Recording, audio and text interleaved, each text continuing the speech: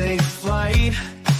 Marc D with the C's got the key to life. Retro toys and comics we adore. TV and movies, let's explore.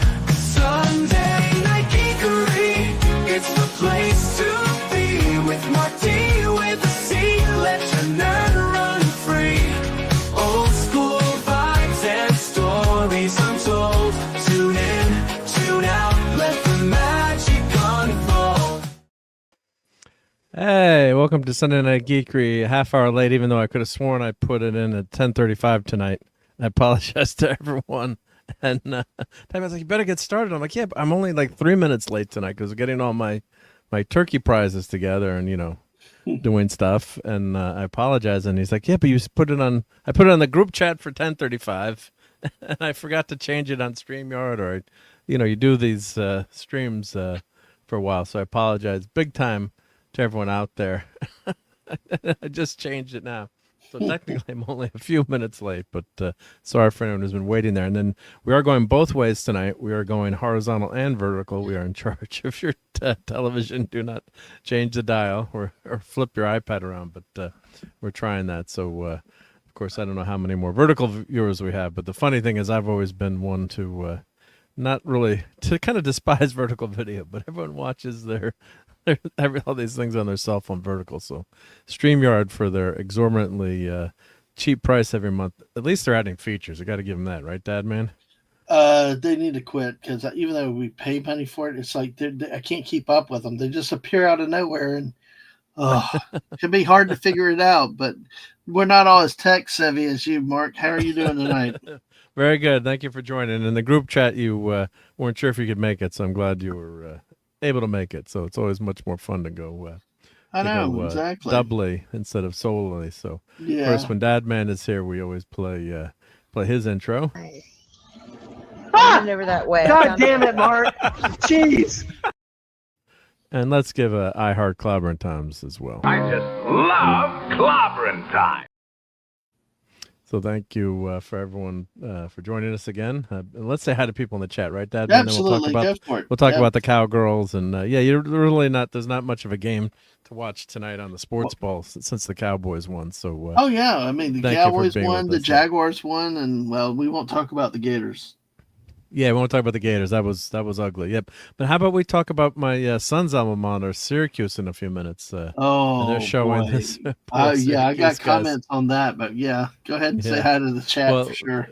Let's say hi to Wes Cagle, and thank you, Wes, for being a channel member. And it was great to play Fortnite with you the other night. Yeah, it was a lot of fun. Yep. So Wes enjoyed playing with us, and he did pretty good too. So and that's always, we don't care if we do care if we win a little bit, but it's more about the hangout and having fun too. And again, thanks for being a channel member, Wes. Oh, let me get my YouTube chat up here and pop that out here. Yep. Let me get that. I keep my YouTube chat on the left side of the screen, so I don't. The StreamYard sometimes misses some stuff. So. Oh, it does. Yeah, I've noticed that. I've noticed chats that pop up. I don't even see in the YouTube side though. Sometimes that's when it's really weird. Yeah, so I pop out the chat and keep it on the left side of my monitor, and then I have the right side as the StreamYard, so that seems to work pretty good. Yep.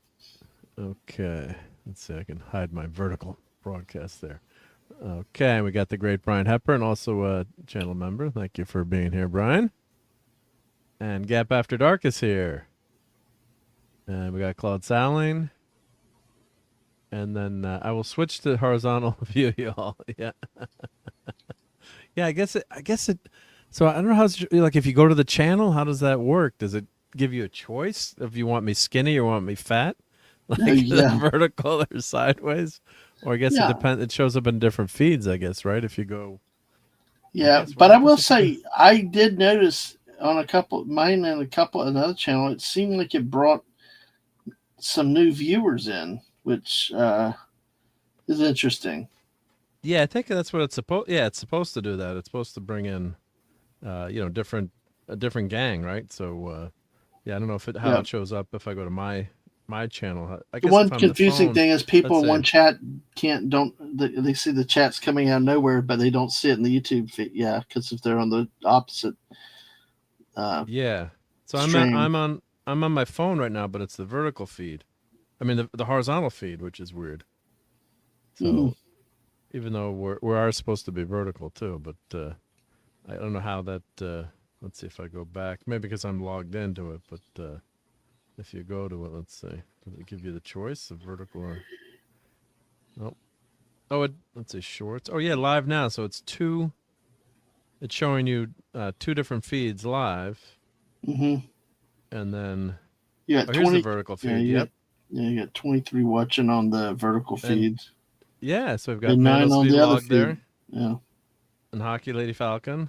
Hello. Yep. So let me see. Does it show me the? Am I getting the chat from both of it? From everyone? Yeah. No, what happens is the chats will come into your StreamYard. Okay. Both chats will come in your StreamYard. But what's going to happen is people on one are not going to see the other's chats in StreamYard. They will only see, they will not see them in their YouTube feed, because if you're in horizontal, those chats show there. The vertical feed's only showing that one. When you pull a chat up to the screen in StreamYard, they can then see the chat from the other side. But no, I had that confusion one night because people were like, who are these people? And there was confusion about people not seeing. Yeah. So Daniel Barry's on the vertical side and says, yeah, you got a lot of people on the vertical side. Daniel, yeah, he says, happy Sunday. Yep. And someone saying hi from Brazil, and Endro Rocks 4244. Thank you. Hey, we got some from Brazil. Polly's Minion is here. Let me catch up to the chat. Yep. And Wes Cagle has a member chat here. It says, damn it, Mark. Thank you. So I guess oh, here we go. Now it's catching up. And it says, hello, uncles. Manos Vlog. Hello. And Hockey Lady Falcon. Can I send something? Well, in the chat you can, of course. Yep. Well, nice to meet you. Thank you for being here on Sunday. Yeah, there are two different links. You can't tell how the stream will display until it starts. Okay, gotcha. And Sashi's here. Greetings. Yep. So you have a choice of vertical or horizontal, and one has a little picture of a cell phone. And here we go. We got horizontal Tom Connors here. Hey, Tom. Hey, Tom. My mic is over here. There you go. Hi. How's it going? It's going good. Yeah. The Cowboys won, so Dad Man's happy. Yeah. Did the Packers win? I don't know. If you're a Packers fan, you're supposed to know, right? I don't have TV. There's another You don't have University of TV? Georgia. Mark, there's another University of Georgia player that got arrested. Gee, man, that is. Uh-oh. What did he do? Did he steal a pickle from 7-Eleven? No, driving again. That place. Uh-oh. The last. Wow. And Lemon Pie is saying hi, Mark. And CJ's got the comment of the night. I got to star this one. He says, 2 boomers talking about tech. Exhilarating. Well, now we got three boom. They Are you don't know boomer what technically? the fuck they're doing. I'm you a tech boomer, tarded. Tom? You don't. Oh yeah, I'm pretty much. I'm not like actually a boomer, but 'cause, I mean, you probably come the close. I don't know about Dad. Like, I don't know. Dad Man's old too. Yeah. Okay, so like, Yeah, I'm definitely old, 45, and you guys are probably what 10 years on me, somewhere in 10 there. years on you. Yeah. So you guys would be the closer than me to actual boomers, but Yeah. I like that term though. Yeah. I don't think you would be technically though, right? What's the cutoff for boomers? What's the? Is it I think it was 65? around 64, 63, I was going to say probably 64. the early 60s, I would imagine. Yeah. Yeah. So we're I guess technically Gen X then, right? Yeah. Yeah. I mean, basically, like, yeah. See, I don't understand this generational thing because no matter where you look or who you ask, it's always a different answer. It's like my generation is supposedly the millennial generation. I'm like, I didn't even hear that term until I was in high school, and I thought that was a generation after us. Right. So, I mean, I guess I technically fall into that Gen X category because I was born in 80. So it all depends on who you ask and where you look. Yeah. But I still don't buy this millennial thing because I look at it this way. If you were born anywhere up till like 1990, then you remember the world probably before the internet. Okay, 85. Let's cut it off at 85. You remember the world before the internet. That, I think, automatically brings you into a generation where you're like obviously not a millennial or a Zoomer. Like my kid would be a Gen Z Zoomer, I guess. So, yeah. Boomers are 46 to 64. Gen X is 65 to 80. Millennials see. 81 to 96, and then Z is 97 to 2012. Alpha is 2011 to 2024. I don't get Gen this alpha Beta thing. is 2025. So they've started over again. Oh, okay, I gotcha. But like, yeah, this it even says there with slight variations by source, right? Like, so Yeah, I said, 'cause it all depends on who you ask or where you're looking it up. Yeah, because there's no like Bible or there's no law or whatever. It's just a general But to me, it's like an insult to call me a millennial. I'm like, fuck you for calling me a millennial. Yeah, you watch but look your at this. mouth.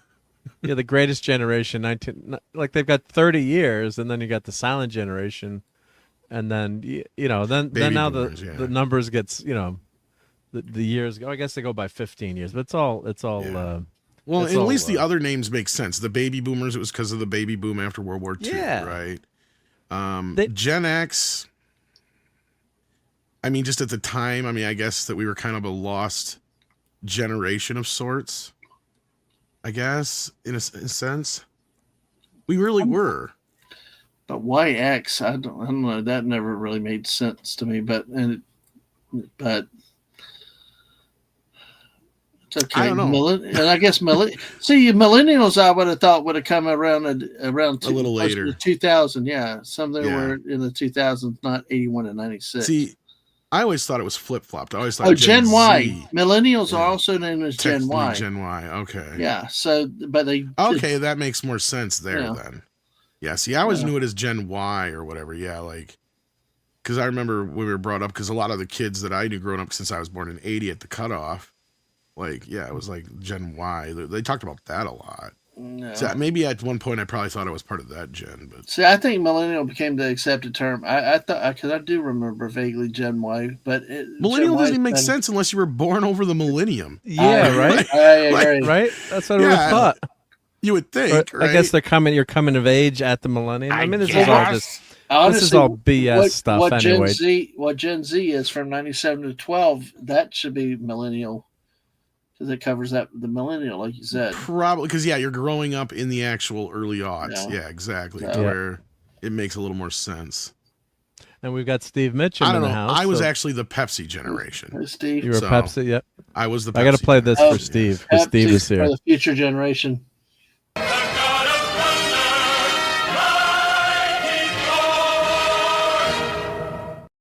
I thought Thor doesn't age, though.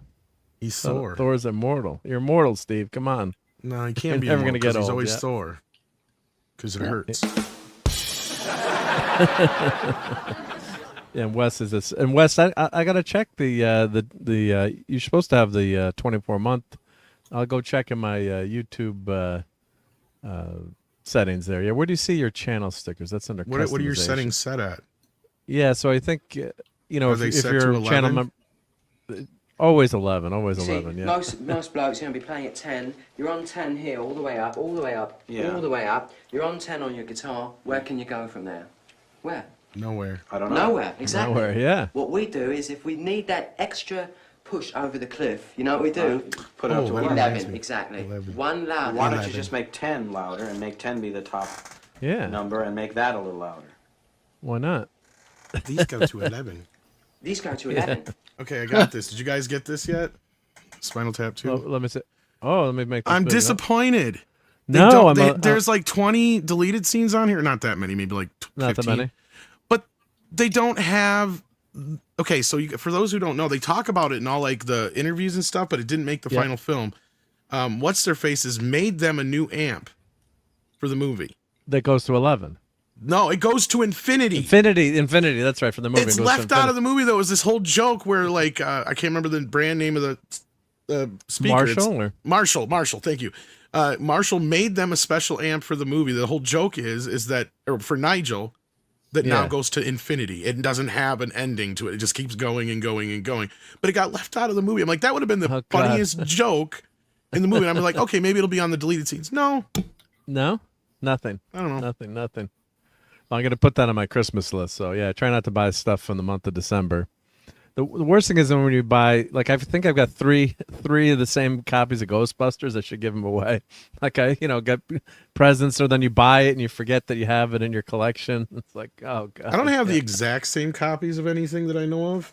But I have like you said, like I got at least 4 or 5 copies of Ghostbusters, just from the DVD to the one special Blu-ray or whatever. I think I may have even gotten rid of those, but like to the 4Ks alone, and then the box sets and then you wonder, it's like which version am I going to watch tonight, right? Yeah. Well, I always watch whichever one looks and sounds the best. That's usually what I go Blu-ray by as far as watching. Now, if I keep more than one version of it, it's mainly just because there's some special feature or something about it that I want to keep it for some reason 9 times out of 10. So, yeah. But we're doing Bond on Toxic Tuesday, so I've been watching my DVD Ultimate set, which is not great to watch picture-wise. When it came out, it was the best version. But they've got all this special... Ask. Well, yeah, I mean, but... there's some people been complaining about the new 4Ks as well. The new 4Ks, yeah. Yeah, I mean, I have this I bought the digital version of them 2-3 years ago, maybe more than that now. Whenever the last movie came out, was that 5 years ago now? Yeah. So I bought that whole set and I got it for like a steal. It was 4K digital version of it for like $60 for all the movies. But it was totally digital, right? Yeah, it's all digital, but they were 4K. Download. Yeah, but that was years before streaming. The 4K versions were 4K scans, but yeah, so then they took those scans, I guess, and they used those scans for the new DVD or new 4K Blu-rays, and some of them look pretty good, but some of them look pretty bad, I guess, from my they screwed. And the sound, I guess, is something's fucked up on some of them too. They always screw things up, or they run it through an AI and then try to improve it, and it's. That's why I'm scared to watch Tron. Everybody says it looks good, but they used AI on Tron. Not to like fix anything, but just to help upscale it because, for those who don't know, the special effects. Because of the special effects, when they do these 4K scans, they try to go back to the original negative if possible. But when you have, like you just said, optical effects, or even like a title on a screen, a fade, anything like that, those usually go through anywhere between 2 to a half a dozen layers before they get to that final product.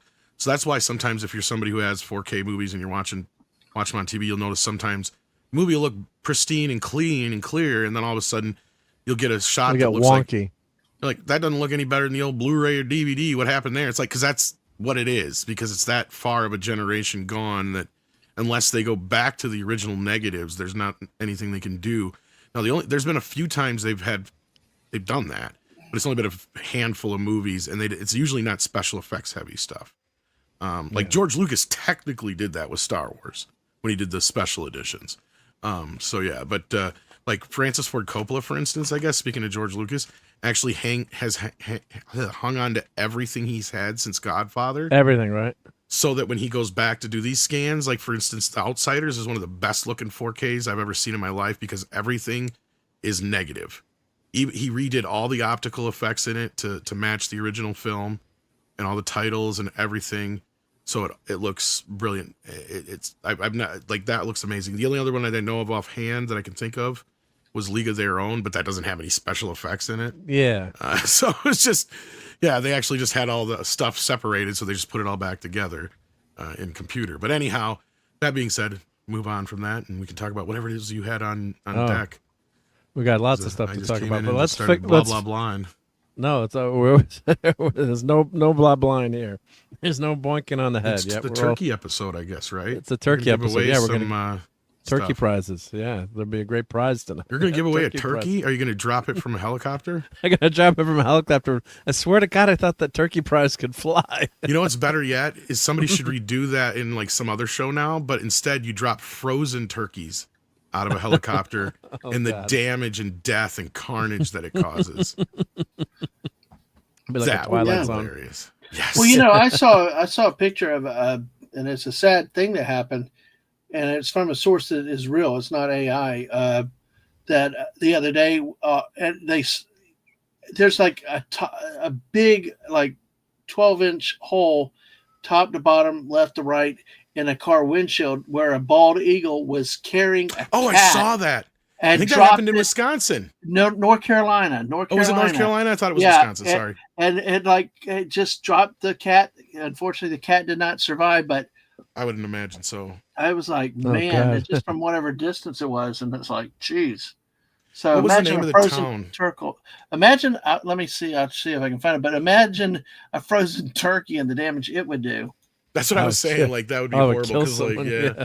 Like, 'cause I was trying to think of a way, how would you outdo that episode, right? Because that's like one of the most famous sitcom episodes ever. Yeah. Right? Like, everybody knows that episode. And what's funny is it's in like the first, I think, first six episodes season of the show. is early in the show, because it's isn't like it? the Yeah. Thanksgiving episode. And yeah, because the show started in the fall. And so it's like one of the first episodes. But like, yeah, everybody knows that episode, even if they don't really know the show all that well. Yeah, But, I don't know. I don't have a specific CBOs on US 74 in North Carolina. Okay, because I saw it. Maybe I misunderstood because I saw it on one of our local news that reported it, and whatever town they said it was is a town in Wisconsin or nearby. So I was like, oh shit, because I got to the point this weekend where I haven't been letting my cat out. Because here's the thing: is we've got like our bald eagle population over here. Because that's why I thought it was Wisconsin too. Yeah, Damn it's been on the rise. conservationists it's working now. The damn conservationists. Yeah. I've never seen a bald eagle in my entire fucking life, but in the last 2 years, I have seen no less than 5. And just like last week, I seen one, and I couldn't believe it because I kept seeing one in near the same place twice. And I'm like, okay, there's got to be a nest around here. And the girl I was dating at the time looked it up on her phone, and sure as shit, they even had like an internet feed into the nest where you could see the babies and everything. Babies, right? Yep. Yeah. Yep. No, that we got bald eagles are back in our town. Yep, and they do have hair and feathers. I'm jealous of them. Yep. So Yeah, the name doesn't fit. Name doesn't fit. But Wes was asking. Yeah, Wes was just saying you're 1 month shy of getting the Spock badge. So that's Spock is 2 years. We've got the Gorn for 3 years, Batman for 4 years, and the Fantastic Four for 5 years. Although I should switch that. You right? should swap that. Yeah, I gotta that makes more swap. sense. I gotta swap. But that. I mean, to me, it's illogical not to hit the Spock level. I mean, yeah, I gotta hit the Spock level. So, and It's then illogical I guess not to. God, they go from 6 to 10 years. Oh my God, I hope I'm still around in 10 years. And God bless You anyone better who's a be. channel member for 10 years. Yeah, I guess You give I me guess hope. if anyone hits, tell me what you want for your badge at that point. Shit, if you've been a member for 6 years, my you God, have to God come up with bless some you. special shit. Yeah, whatever I'm you glad want, they as long as added it that doesn't stuff get me. because before they didn't have much for badges, and like I know we got to redo ours because we're way out of date. Yeah, and you can add emojis too for we've depending on how done many that. channel members you have. But yeah. like when we first started it, they only had badges for months, right? And then we ran out of them. And you ran out, right? Yep. Yeah, the and 12 so months now we in. got to go make some more, and we just got to change the colors on them, but still. Yeah, Gotta no, come you up with should more have. colors, and only women can tell the difference between most 5 colors. I mean, Christ. I don't No, even I get into appreciate that. anyone who's been a member that long. That's really cool. Yep. But but yes, I guess they just added these. Yeah, up to 10 years. I didn't notice that. And the emojis, it depends. I guess for every 10 channel members or 40, or I can't remember what it is. They give you emojis, so you can max out your emojis. I was trying to give away. All right, I want to give away some free memberships, right? Let's see, and it doesn't let me. It hasn't been letting me doing that. I was telling you the other night, or asking you, Tom. Yeah, I never even knew you could. Yeah. Yes. Somebody had said it to me before, and I could never figure it out. But By the Yes, way, you go to- by the way, I added that picture and the associated text from the tweet out there Oh, on okay, I'll the, pull- on the I'll pull other it group in, yeah. chat. Yeah. And Yeah, I'll so- also share it. Let me see if I'm able to. Yeah, you're supposed to be able to gift. Yeah, you hit the dollars. Show your support. And it's supposed to be, like let you give a. And I watched the video on how to do it on YouTube, and you can give away 10 a month, and it's not letting me do it. Yeah, so you're supposed to do. No, let's see, the $sign and then super chat or super stickers, but it's supposed to be like gift a membership, and it's not working. So maybe if I try it on my phone, try it on my phone, I can give away some membership. Let's see, does it work there? Yeah, membership gifting, but it's not letting me do the free memberships. The other thing that YouTube, I was talking, because I was in this YouTube boot camp for memberships to try to help give you like best practice and stuff. It was pretty good to see what people are doing, and and of course it helps YouTube too if you have more channel members. So what the problem is too, when you gift the membership, it's at the highest level, and I have $1 membership level, which, for me, I, just appreciate any support. But when you go to gift a membership, you've got to gift it at the highest level. So I'm like, can you guys fix that so you can pick it? So if someone, wants to gift a membership, it's at the dollar level. So that's something allegedly they're working on, but that never made sense to me too, that they would do if you had a $5 one, it would always be the $5 one, not the cheaper one. Well, I guess for YouTube, I guess for them it makes sense, but I have that dollar level, just someone can just give a quick a thank you, but yeah. Oh, and then Courtney, what are you doing joining the channel? Courtney didn't have to do that. Courtney's a panel member.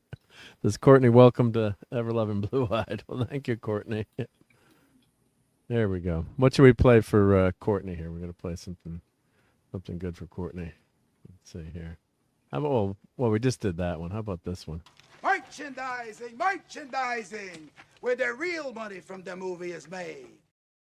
Yeah, we can't play these. Go to 11 again. Yeah, let's see. He plays with toys. It's a model. With little figures. Hey, Jim, boom! Excuse me. That's a bad outfit. I am not a merry man. Oh, I can play that one too. Yep, I got that one. I protest. I am not a merry man. Of course. Worf had the best lines. Yeah. Our Klingons do not like to be probed. All right, Dad, man, here you go. Klingons do not allow themselves to be probed. Allow themselves Outside of prison, anyway. Yeah, got it. Okay. I'll yeah, better. Courtney. Oh, sorry to interrupt you. Yeah, you know what it does? StreamYard, it thinks you're a new channel member. That's right. Courtney's been a member. Yeah. What am I saying? Yeah. I'm forgetting everything lately. It's okay. It happens. That happens, right? Yep. So I did finally watch Frankenstein. Tom, have you seen Frankenstein? Free on Netflix? I don't have Netflix anymore, and for personal reasons, I have not. But Okay. I'm sure I will eventually when nobody else is talking about it anymore. It's kind of died out. Well, I finally got around to it a little bit later. I watched it late Saturday night. Finally, did you? You just didn't want to watch it, or just not excited about it, or? I am, because I'm a big Frankenstein fan, but it has something to do with like my ex and shit. So just like okay, sorry, yeah. But just not that I'll have to get back around to it. You weren't in the mood. You weren't in the mood for it. I'm guessing. You weren't up for it. Yeah. Well, did you see the Running Man, the new one? No. I thought about it, but when everybody was saying it's meh, I was like, well.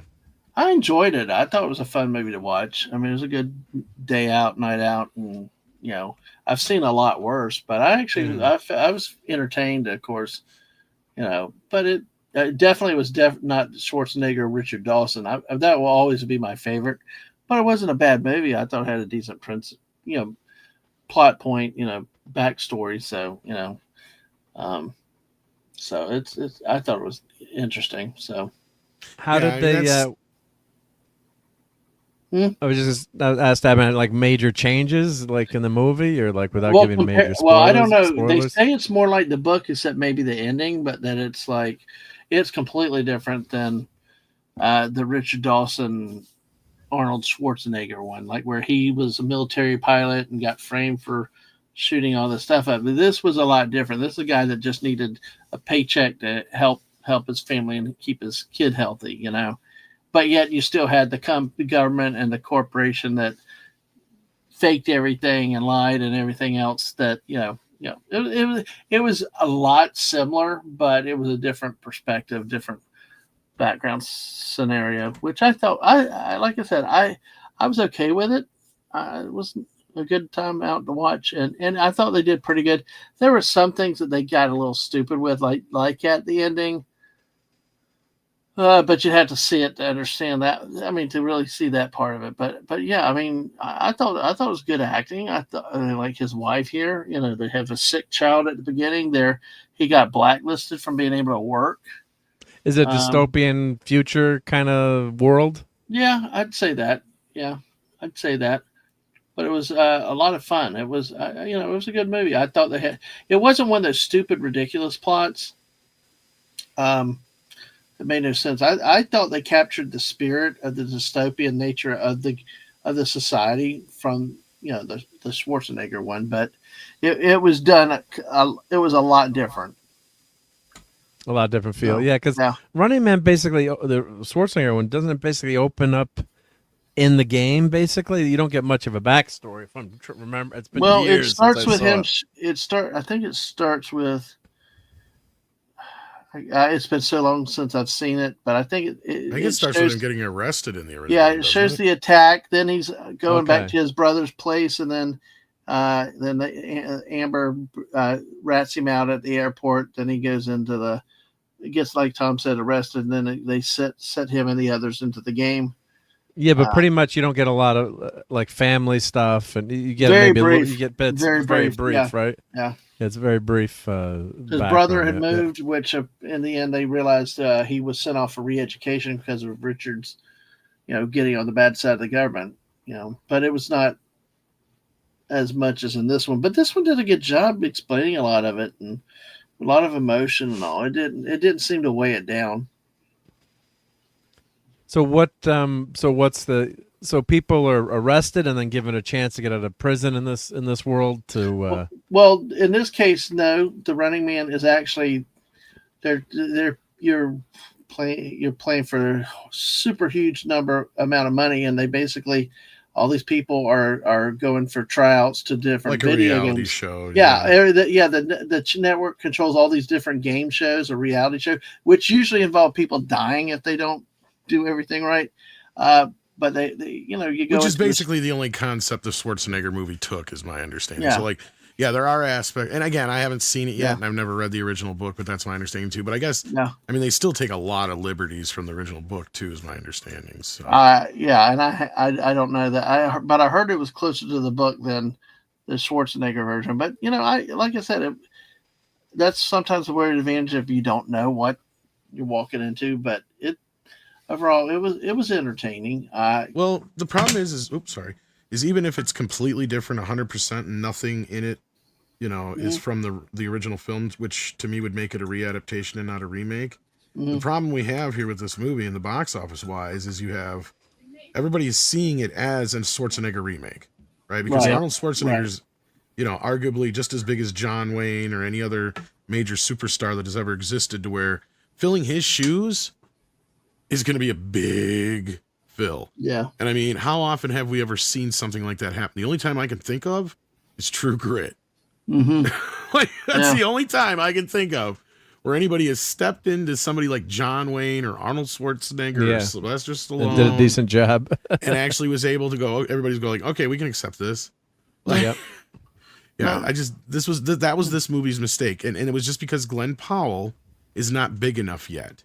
Now, if he was a big superstar like George Clooney was at his top, now if this was George, if they did Running Man 10, 15 years ago with George Clooney or Will Smith, might have had a chance. Then it might have had a chance. But see, I don't think this movie ever had a chance. I don't know if the movie would have been as good, but yeah. I liked the movie. I thought it was good. I think if people would give it a chance as a different movie, not trying to compare it to Schwarzenegger, because that was originally when I first heard about it, was my biggest holdup. I wasn't going to watch it and stuff. But when I looked at, wife was out of town, kid was out of town, I wanted to do something, and it was the best of what I had to choose from. And it actually, like I said, is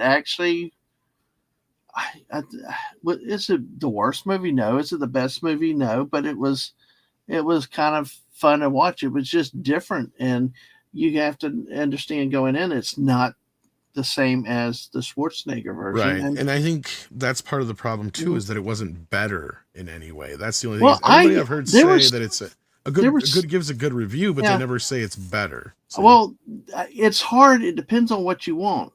In terms of a serious movie about the dystopian society and survival, I think it's much better, because the Arnold one was too cartoonish with all that stuff. But as an entertaining, it was funny because of all the, here's Sub-Zero, now playing Zero. I don't do requests. Oh, here, have a lot. There's no way you could ever try to keep up with that movie if you wanted to be Well, that movie was basically taking right. WWF wrestling to the right, 10th right, degree. Right, exactly. Yeah. But if you want to take this as a true dystopia movie, right, I think this did a better job, especially with Coleman Domingo when the guards were killed and all the summer. I mean, and you had some of that in the original, but this one really I felt more of the dark parts of society and of how the network and the government knew everything everywhere, had cheated in the games, had repressed the people and all. It did a lot better job of that part of, which is fair, but having fair the society. So in some ways it's better, in some ways it's not. But then again, as far as I've seen, it didn't try to be the Schwarzenegger movie. It did not try to go that route. And that's not the movie's fault necessarily, as it is the audience's fault, right? And right, I'm not trying to blame the audience, but at the same time,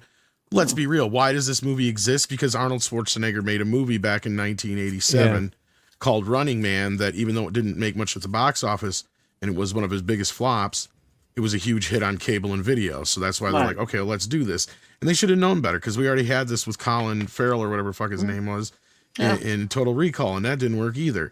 And that was one of his big hits, right? But see, so, I think this one was different than Total Recall, because I thought Total Recall tried to be a little bit more of that serious and stuff like that, where the Running Man with Schwarzenegger was, I looked at it as almost a comedy. It is. The original one's like this one was more of a serious type of movie. So I don't even look at the two associated versus Total Recall. No. That's fair. When I watched Total Recall with Colin, I hated it. It was boring. It tried to be too serious, like the Schwarzenegger. And they just rip off things that you remember from the first movie. And I get that. And I get that. But my point is like, what I was getting to is we've already had, the thing was when Running Man first came out, we had some post-apocalyptic movies, but we didn't have nearly as many as we have now. So that when Running Man was doing its thing, it was kind of more in line with comedy than it was the more serious stuff like Mad Max and all that other kind of stuff we were kind of used to at that point as far as post-apocalyptic. The problem we have now is we've had so many movies and stories that are just like this, all the way from Hunger Games to even a Death Race 2000 remake. The Long Walk, kind of a long walk and all that kind of stuff, which is another Stephen King story, right? So, I mean, that's the other thing going against this movie is I almost wonder if it would have been better off sticking to the comedy, because we have had so many post-apocalyptic things here in the last, 10, 15 years compared to what we had even then. But see, that it's like, it's so old. Was this? Did this have any comedic elements, Bad Man? Or, not really that I can remember. There are a few little jokes in there, but it was never to the extent of like not like Arnold's version. And I liked it. In fact, it didn't try to be that, because had it tried to be it, there's no way he could have pulled off the funny. Coleman Domingo is not Richard Dawson either, even though he was great in his role. Josh Brolin was more like the Richard Dawson character, although he was not this front face man. They had that. It's different in because in the original movie they combined those two characters. And I really, because and that's where I think this movie was good. And I think unfortunately, just don't call it The Running Man. Call it something else. And it's a good movie. I like I said, I've seen worse movies. I've seen better movies, but it was different. This whole thing with these hunters here was kind of a weird thing, but also you saw how they would dog eat dog on the hunters. We didn't see that in the. So Lee Pace is a hunter, basically. You're calling this character. Well, and it basically was the network, and it was ready to sell them out and set them up for killing his family supposedly, and yet they didn't do it. But that's how the government or the network saw how Richards was now a hero to the people, so they were going to off them and put him up, and it's all about the lies of the network and stuff. And that's where I think that this movie really hit, because it didn't try to be the comedy. It tried to be its own focus on the dystopian serious nature. And it may have a chance to win a cult audience over later in the future. I mean, I even see kind of that with RoboCop now, and that's coming from somebody where the first movie is literally in like my top 5 favorite films of all time, probably. The 2010 version you're talking about? Yeah, some people have started to come around to it, and I even had to, I finally had to watch it just to see it. And after I got done with it, I'm like, you know what? This feels more like a wasted opportunity than it does a bad film. It didn't deserve the bad rap that it got. But at the end of the day, like I said, I've noticed more people kind of coming around to it now, but it's like, it doesn't matter now because they can't do anything with it. Yeah, it's dead. Yeah. Let me just say hi to Lenrod here and Darcipio, and Lenrod has a great comment here. True Grit was done right. It wasn't a remake. It was a reimagine.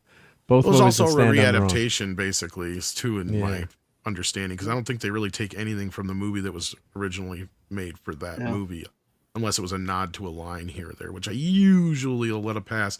That's kind of my definition. And it's funny because Stephen King is my example to this because of that Carrie remake, right? Because my initial understanding was when they first shot it, it was basically the book. And then the studio's like, wait, where's this, this, and that? And they're like, no, that was in the movie, the De Palma movie, that wasn't in the book. They're like, yeah, but we want this, this, and that in the movie. So they went and reshot it, and so then it became a remake, not a readaptation. Right. That's my definition. Sorry. Yeah, no, but it's just they're just so bereft of new ideas that if you're gonna do something like this, you got to knock it out of the park. And do you want to change it up that much? I mean, why touch something like this? Like True Lies, not True Lies. Because this movie, the Schwarzenegger was so unlike the book, and that's one of the biggest complaints. Yeah, it's not untouchable. But this movie took it in a different way, and I don't know. You'd have to watch it to see it, Mark. I guess I have to watch it, but just for me, it's just like, why bother? I mean, I like Glenn Powell and the cast. In a general sense, you're right, because we got all these movies with the same titles of before. And a lot of times when they do the same title and then we don't recognize the movie, we get mad and upset. But it just turns people off too. If like me, am I excited to go see I'm I guess I'm Gen X now, not Boomer, but like, I'm just gonna wait till see this on streaming. To be honest, like, there's no way I'm getting my butt in the seat to go see The Running Man unless I heard. Like my buddy who told me that I should have gone to see Die Hard, even though Bruce Willis was in it. And why would I want to go see Bruce Willis in an action film? And Will, you were right. Every time I said you were right, Will.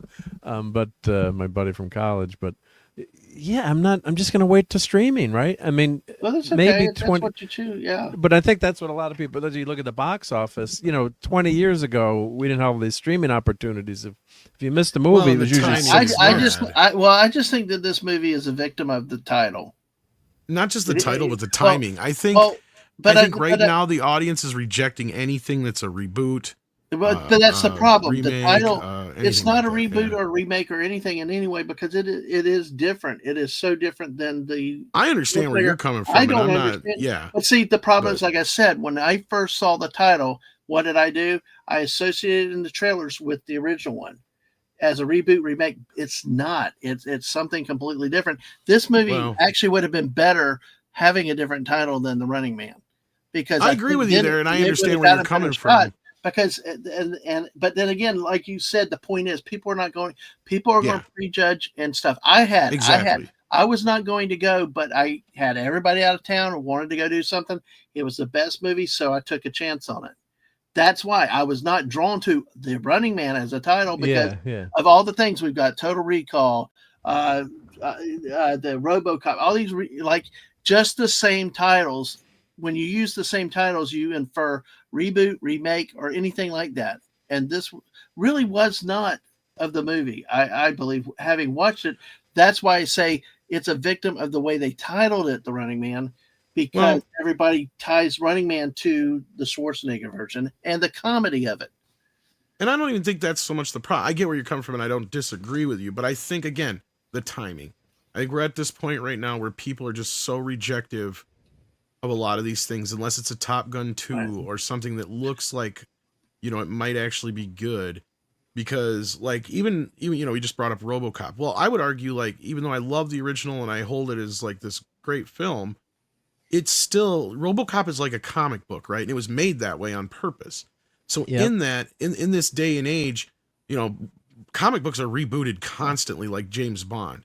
So, to me, I don't have so much of a problem of something like RoboCop that lends itself to something like that. You just got to come up with a good idea or good way to reintroduce it, or just pick it up where you left off in the last film. Keep the story going that many years later, right? Because if I was pitching right now at Amazon for a RoboCop series or movie, my whole thing would be RoboCop rebooted. Are you fucking kidding me? It's obvious. You just have him being sit down and cryo freeze for the last what, 30 fucking years since you had the last movie? Yeah. And they're He wakes cleaning up. out the fucking basement and they find RoboCop. The cops are getting a bad rap right now. So what do? They dust off RoboCop, give him a fucking upgrade. RoboCop's rebooted. They send him in with the National Guard. Exactly, yeah. You have Peter Weller just do the voice, right? You just have some kids stand in for the stand-in in the costume, like John Wayne's kid or something like that, and there you go. Or grandson Boom. or whatever, but yeah. No, I Lots of agree. money made. I agree. I do think there's a lashback, and based on how it's perceived like that, and timing. Fuck, people bring back Nancy people- Allen and ignore part 3. I don't give a shit. Yeah, Yeah. Well, Yeah. 'cause that's what. But I'm being honest too. It's like, even if this movie was fantastic, I'm probably just gonna wait till streaming, unless you got like if Tom told me or Dad Man told me like, oh That's the yeah, other you got problem, you is the can't word of miss mouth, yeah. word of mouth. That maybe would get me to go see it. But I'm like, Yeah. I'm just gonna wait for streaming. I mean, And there's that's no, what I was saying from the start, is the word of mouth isn't bad on this movie, but it's just mediocre at best. And that's the problem. We live in a day and age right now where people are not going to get off their butts and go to see a movie that is mediocre at best. Right. Yeah. Like that's what I was saying. If you have Edgar Wright directing this and writing it, you have Glenn Powell, who's an up and coming, hot movie star right now. This makes sense on fucking paper. It does. Yeah. But the timing of it, I think, is wrong. I think the timing was wrong for Glenn's career yet. I think he needs to put a few other things under his belt before he did something like this. And then this could have been his launch pad. And I think that Sydney Sweeney's a great example of this, because I think she's about to make the same fucking mistake with Barbarella. I think she should have at least be a Bond girl and do a few other things first to put her on a national stage. Are they about to remake that movie? Yeah, she bought the rights. Oh God, really? Yep. Oh, sorry. Just see, that's one that's just so classic. Oh, I can finally watch it. The name of Duran Duran, a band and stuff like that. And again, like you said, Let me tell you, the original's not untouchable, man. It's no, I don't want. I just can't stand Jane Fonda, so I'd never watch. It's I fun, never want to watch. and it's I never want to watch the cheesy, damn but- traitor in a movie. Yeah. Yeah. Exactly. She really hurts the film, and the movie itself has not aged the best. Yeah. No, why are they showing an '84 Corvette? When is Running Man set? Is this supposed to be an old car in the movie, or? It's an old car, but well, I guess it is. It's Well, it looks like an '84 Vet to me. no, but then Something again, like they that, could have a yeah. 2084, 2184. Just update it. Yeah, I'm waiting for the throwback vehicles when we start getting ones that are. Yeah. Yeah. 'Cause they run out of designs. Just like, well, that's kind of like the PT Cruiser and the fucking HHR are basically a throwback to the old Yep. Ford. What you call them? Well, the you're talking like the PT Cruiser or the throwback Yeah. to. Well, yeah, and then And they the did HHR. They're like the old. the cars. Woody, the throwback to the Woody, and then they did Yeah. the Ford Thunderbird remake. Yeah, and they've had some nice models of cars. Yeah, the retro, the classic line. Yep. Yeah, because And I had Darth says- HHR for years. That thing, I would never get another one. Wicked made bank. Yeah, I guess Wicked. Well, Wicked had that Oh, built-in audience. I'll have to check what the box office on that was. But Well, you knew it was because of the fan interest in that. I mean, Didn't Yeah, even Zootopia though- open this week too, or is that next week they're doing next that? week, I think, isn't it? Oh, okay, so they gave Wicked a week ahead on Zootopia. Yeah. That's why. And I think that I've heard that the movie is pretty bad from some of the reviews that I read, but it doesn't matter, right? If you like part one, you're going to go see part two, right? Wicked is, and I had this rant last night on fucking Flashcast, and I doubt either one of you listened, but like, here's the problem with Wicked I have. It's like, look, is it made for us? No. But that's not the fucking point. The problem I have with Wicked is all this shit that we're dealing with right now, with the race swapping, the whole idea of woke in movies, this idea of not being able to have actual villains, and this tragic villain idea where the villains are just misunderstood. Yeah. And the heroes are really the villains, and all this other weird bullshit. Yeah. All of that stuff that we have and are dealing with in our movies and stuff right now, Wicked is ground zero for that. Right. Wicked's Ground fan fucking fiction. zero. It's It fan. is. It's fan fiction. actually heard Wizard of that Oz term. fan fiction. Yep. I actually heard that term used today. Yeah. No, that's what it is. I mean, But that's the what it problem is. now you have is that you have an entire group of people and generation of people now that think this is associated with the original Wizard of Oz in some way, which it is in technical terms. But Mark- there are people who actually think this is a legitimate prequel to the Wizard of Oz. Yeah, and I have to tell people like this is one of the most twisted fucking things that like it should be called Twisted, not Wicked. Wasn't it a musical? Wasn't it a Broadway musical? At first? Yeah. Well, originally it was a book. And the book is like super fucking woke. And then the musical tamed that down a little bit. It's just like the main elements of the story. Now, my understanding from this movie is they tamed down certain elements because, spoilers for those who actually give a shit, plug your ears for 2 seconds. In the original story, the wizard is such a bad guy that he raped this woman to produce the Wicked Witch because he wanted to steal her powers, basically, is my understanding. And that is part of the play, too. Wow. But in this movie, they just have it as a torrid love affair or something like that. But yeah, so they tamed that part down for the PG-13 thing. But there's a ton of other problems in this story that if anybody who knows anything about Wizard of Oz, you're just like, this is bullshit. Yeah. Mark, before you move on from that, go back to that image. Yeah, I noticed that was Arnie. Yes, I guess. Yeah, it's Arnie's on the $100 bill. Yeah, that's the tie-in. And they called it new cash. It was like a new $100 bill and stuff like. But yeah, I'm the president of the United States of America. Even though he's not a natural born citizen. That's the one thing that always upset me as a little kid. Well, don't you remember from Demolition Man? Do you not remember from Demolition Man what Sandra Bullock told us about how his popularity led to the change in with constitutional amendments that allowed him to be president, Mark? Yeah. But Demolition Man predicted the future. Yeah. They did, but I was always upset because my dad couldn't be president, like as a little kid, because he wasn't born in the U.S. Like as a 5-year-old, he's like, Mark, do not worry, I'm not ever going to be president. Here's one thing I will say about Schwarzenegger, not to get too political right now.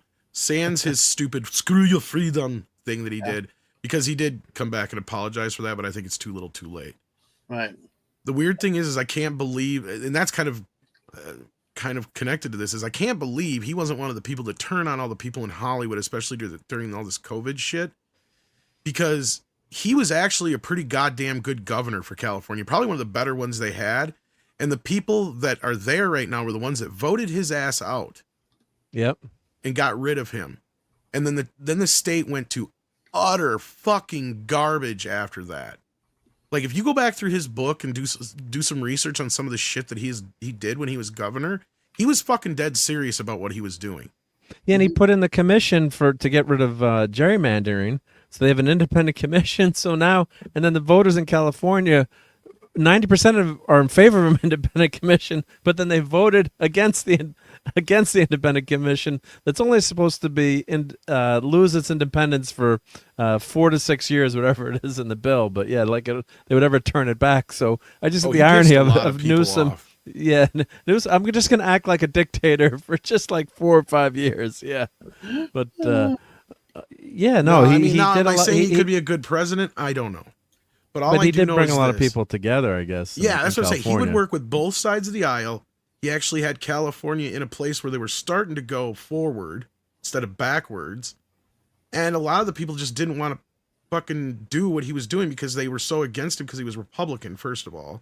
And that's what I'm saying. Like, I can't believe he didn't turn against all these fuckers and go, like, you know what? Fuck all y'all. Y'all didn't want to, like, because he's not an idiot. This is what I was going to get to is, I recommend anybody who gets a chance to read his book or do the audio book, which I think he actually narrates, which is great. But like, I mean, the shit that he did before he was even a movie star is insane. He was a millionaire before he was a movie star. Like, this guy is not an idiot. Oh no, he may come off like a fucking he's all American dream. No, he's a smart guy. He is very smart. Like he has real estate and shit. Like, he doesn't even have to make movies if he didn't want to. Yeah. All that stuff just is extra gravy. Like, this guy was set for life way before he even was a movie star. And Darcipio, Tom Arnold was never governor. Tom Arnold sucked as governor. I live here. Tom Arnold was never governor of California. I'm just teasing. Scipio, you come from that other side of the aisle, so forgive me if I can't really take anything you say seriously. Yeah, well, that shit. I mean, I didn't live in California. I don't know, but and I know the Republicans got kind of mad at Arnold towards the end. And compared to what's going on now, I'm sorry. Yeah.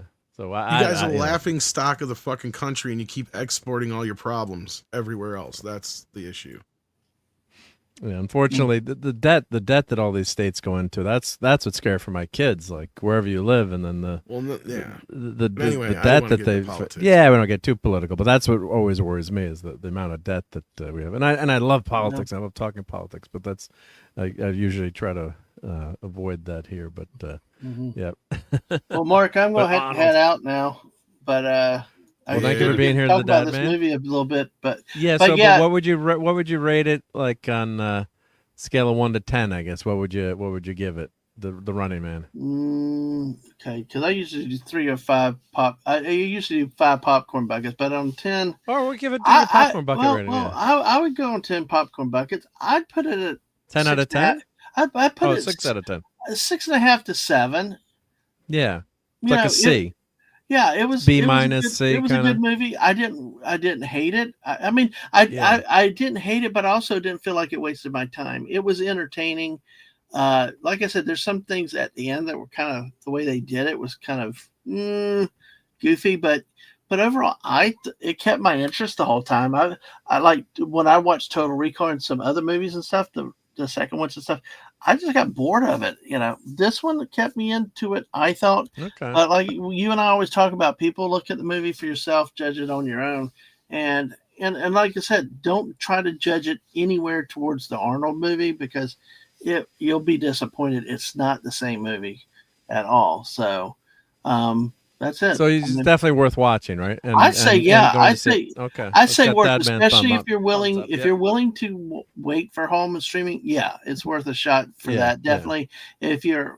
I'd say watching the movie. I like the effects on the big screen, but then again, like I said, it was the best of what I could see. That's why I chose it. But I had curious with it because I didn't want to support it at first when I taught the title, because I was presuming a lot of stuff that it was going to try to replace the other. And this movie doesn't change my feelings of the other, and the other doesn't change my feelings of this. I'd watch this again like I would watch the Arnold one again. I mean, they're just two different movies. You basically sound like a lot of the Stephen King readaptations or whatever you want to call them, where they've redone, The Shining and a bunch of other ones. Well, Derry, I've been watching Derry a little bit. I've only been through the first 3. Welcome to. I've actually Derry watched with somebody. Derry is. Welcome to Derry, and I actually liked the first 3 episodes. I couldn't get past that scene in the car. I couldn't get past. I just was like, no. Oh God, that was a freaky ass scene. And that's the thing is, it's a lot too scary or just buggy. It was really scary. It was really odd, bizarre, like Stepford Family, like very. You just have to see it, Mark. I don't know if I can. I might need someone to hold my hand while I watch it because the scary clown scares me to death. Well, the end of the first episode. I mean, really, it wasn't just kids disappearing. It was like pretty violent. No, I know. It just, to me, here's my issue going into it is I was not as big of a fan of the remake as most people were. Mm-hmm. And I actually like some of the stuff that most people hated. Like the only parts of the remakes that I liked was I thought that they actually did a better ending for the chapter 2 than the book or the original miniseries. Otherwise, to me, the original miniseries is superior for various reasons I'm not going to get into. So I just was never a big fan of the tone and all the kind of way they did it. And this show, if you're a fan of it, I can see you enjoying it. I know a lot of people are enjoying it. And I'm watching it with a fan. I'm watching it with a fan of it that's able to help me understand a little bit more, because there's all the stuff before it, like the quote aliens or UFO. There's a lot of stuff that I never knew existed out there that the show is bringing in. So it's it is technically an alien or whatever. It's or an interdimensional being, but yeah. But I mean that original TV series scared the living crap out of me. Because There's 2 things I'm too scared. The Exorcist and that are like up there. Like if I'm serious. Like I need someone like. There's one can in Mom one come over and watch over me when I watch it. I tell you, it's got to be because of the great Tim Curry. I was just gonna say that's the only reason that movie works, because and that's one of my biggest issues with the new version is that the Skarsgård kid, he's fine. It's whoever made the decision, they didn't understand how Pennywise works. And that's my issue, because Tim Curry did it right in the original miniseries. And he even made the joke in the making of, he's like, and I didn't need frickin' CGI to do it either. And basically, like, because what he did is he knew in the book, just like in the book, Pennywise is a fun-looking clown at first, right? He doesn't look ugly and crusty like Skarsgård does from the start. Like, he never looks. He never looks like he's always scary. Skarsgård. I didn't watch the new one. Yeah, he's always crusty looking and stuff. And I'm like, what kid would go near that clown? No one would. And I'm like, the thing with Pennywise is when he first pops up, he's like, hello there. And he's like that bozo kind of thing going on where a kid would go, ha, and go over close to him. And that's the whole thing in the book too. It's like, come on, you want to come down here? The circus is down here. We got washed down here and we got popcorn and balloons. Can't you smell the popcorn and cotton candy, kid? Like, that's the whole thing. And then his whole thing is he's got to scare him, because once he scares him, that's what tenderizes the meat. So like he has to do that. He has to draw them in, lure them in, then scare them. Boom. And then that's when he eats them, because that's when he tastes the best. Yeah, He explains that in the book. It's awesome. It's awesome. I will tell you, this one did a lot more jump scares for me. Like I said, I've enjoyed it so far. I'm going to keep going with it for a bit longer and just see. But like so many of these shows, at some point I'm waiting for it to jump the shark or go stupid, wild, weird with stuff. But until then, I'll kick it. It was not what I expected for sure compared to the Tim Curry. I'm just glad to hear that they didn't try to, with this Running Man thing. I'm just glad they didn't try to remake the Arnold film. I think it'll have some longevity going forward. Probably. It truly is a movie that I think you can watch but you need to go in understanding it's not trying to be that movie. Don't expect the corny jokes and all this other stuff. It's truly a dark dystopian movie about survival and how the powers that be control everybody's life like they're gods, and everybody's a pawn. They're only allowed to have what the government or the network allows them to have, and it's just, if you go in not expecting Arnold and Richard Dawson, and I think it's a good respect to that they didn't try to be that movie or anything close to it. Because, sometimes when they intentionally put little jokes in there or callbacks and throw, I mean, the best that you got was the Arnold on the $100 bill or the dollar bill there, they didn't fill it with a lot of callbacks to the original movie that I can remember. So it wasn't like it's trying to make its name off the back of the original either. So it tried to do its own thing and stay serious with that. So, but like Mark and I always said a long time, just try it yourself. Yeah, Mark. Well, I was going to say, like, part of the allure of when I was going to see the Arnold movies back in the day, like he was the big, huge, like a wrestler, superhero actor. Glenn Powell's a good guy, but and a good actor. I like what he's done, but Arnold had that mystique that you can't. So really tough to follow on someone like that. To take on that role. Well, Linrod mentioned something about member berries, and I want to say there probably are. I may not have caught them at times, but like they have one of the characters. Not Vasquez, but this Laughlin. Laughlin's a character in the movie, but they made her a female lesbian and stuff in this. But they didn't try to do the thing of them going in. I was expecting them to do the thing about the rebellion and stuff like this, like they did Richard. They went a completely different route, all that stuff. So there are some things like names or places that may be there, but it's not like how we see those members, the out of place member berries, just trying like anything like Star Wars. Yes, yeah, exactly. I was thinking exactly just like that. Oh, see, now you should love it because we Stormtrooper, X-wing.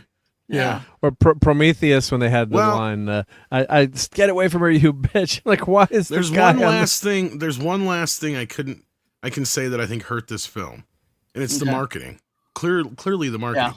Had they just gone out and saying The Running Man, not starring Pedro Pascal, I think everybody would have went to see it. Yeah, I like this Glenn Powell guy, so I do like him. But we guarantee Pedro Pascal is not in this movie. Yeah, the Running and we'll give you all 100 Arnold bucks. Yep. Yes, exactly.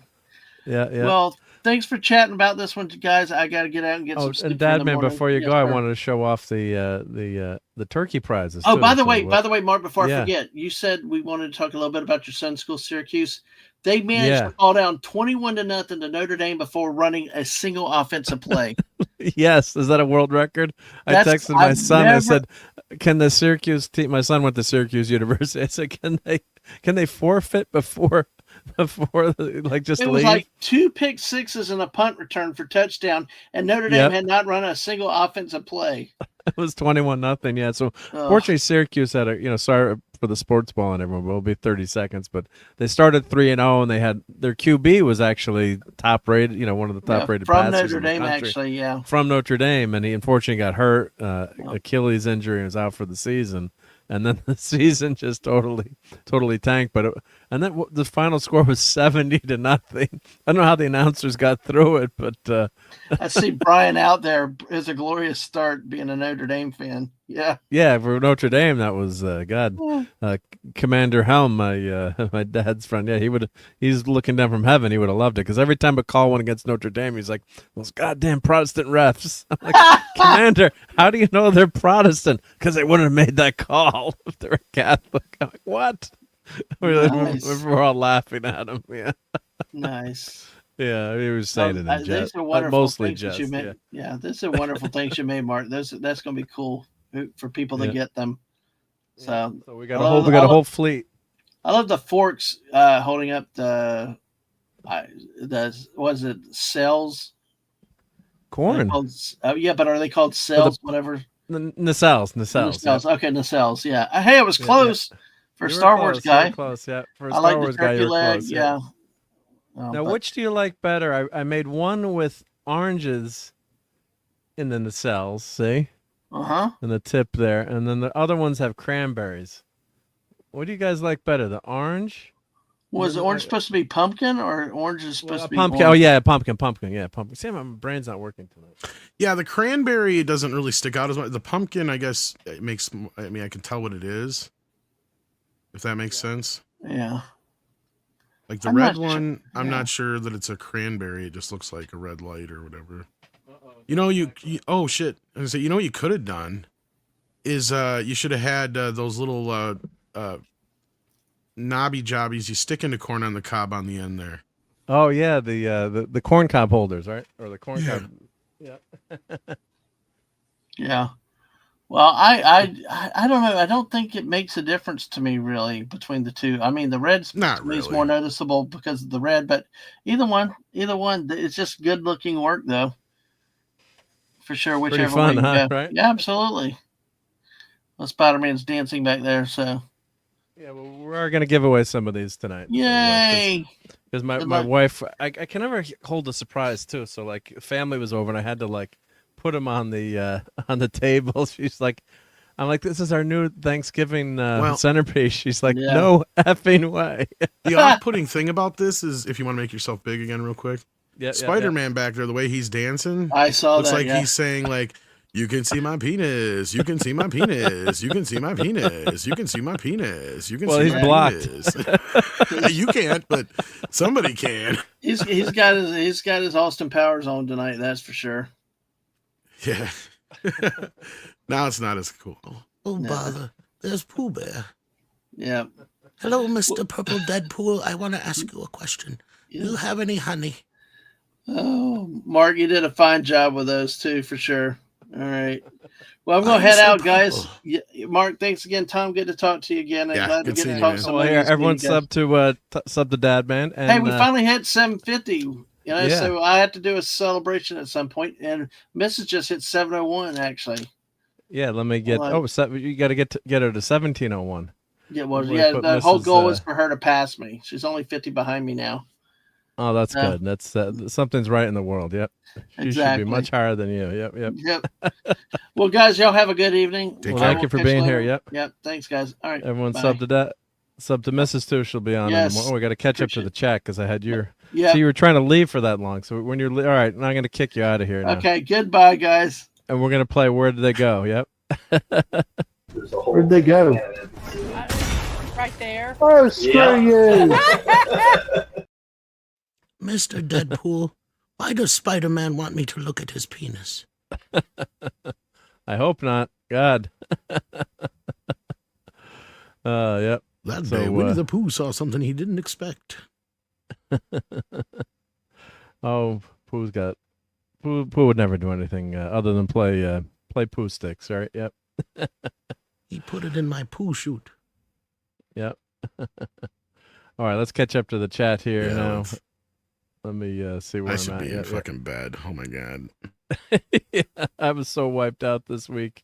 But no, because I did a big charity event on Friday. We Scipio, I raised love money. you, brother, but like you got one of the biggest homeless problems too. And then, like I said, what would happen if all the illegal Mexicans got moved out tomorrow? Your economy would be shit. Yeah, well, California's got it's a beautiful place, but got a lot of structural problems. It's got a lot of We'll leave it. problems. We'll leave it at that. I guess. I've always wanted to go there. It's gorgeous. California is For gorgeous. years, I wanted to live there, but yeah, I think Nevada is about as far as I'll go.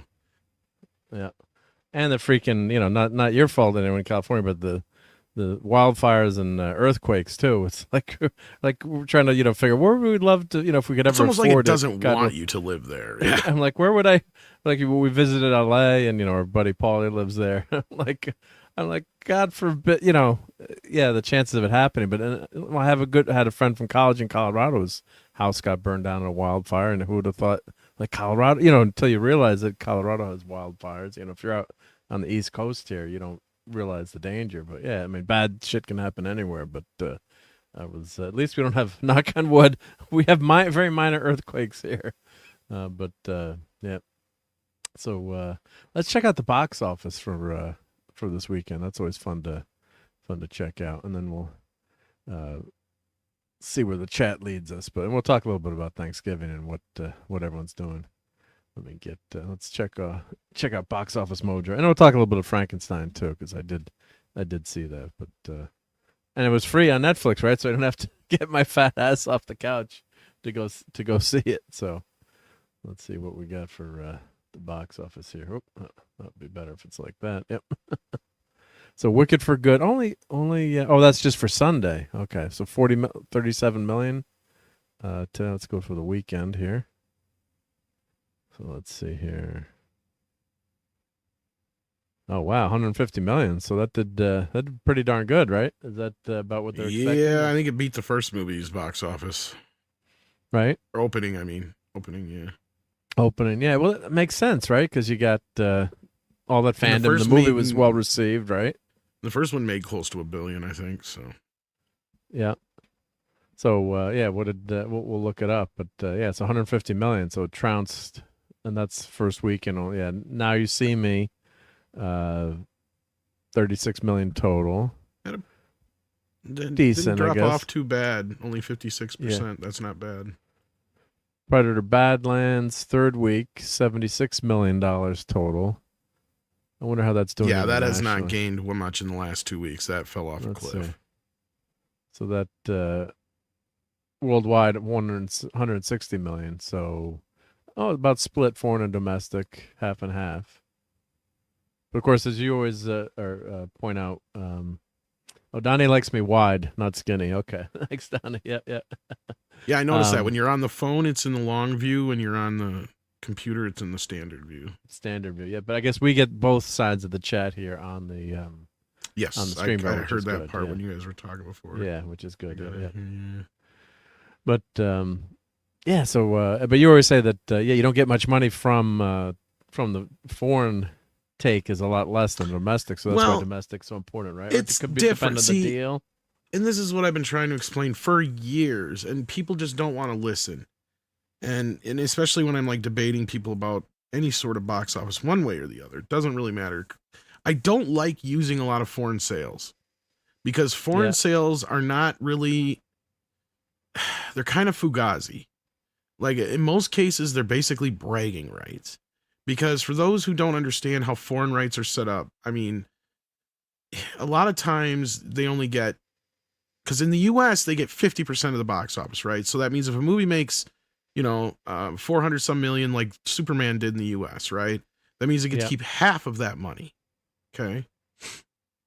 Now, if you're talking overseas, depending on the area, they might get to keep 40%, 30%, 25%, or for better or worse, in some of these cases, they don't get to see any of it, but what they did do is they pre-sold it in that region.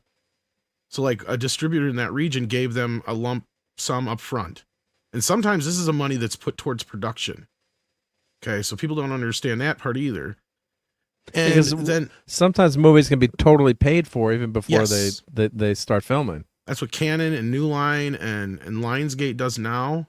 Like, that's basically what they do. They pre-sell all the rights to this stuff all over the world, sell it to the or in this case, streaming rights, not television rights, stuff like that, all before the movie's even made. And that's how they make the movie. But see, now what happens then is they're sacrificing in any of those regions where they did that, they only get that lump sum they got up front. In most cases, they're not going to see any of that box office. So let's say it does, huge numbers in any one of these places. It doesn't matter because they're not going to see it. The only person who benefited from that was the distributor in that area.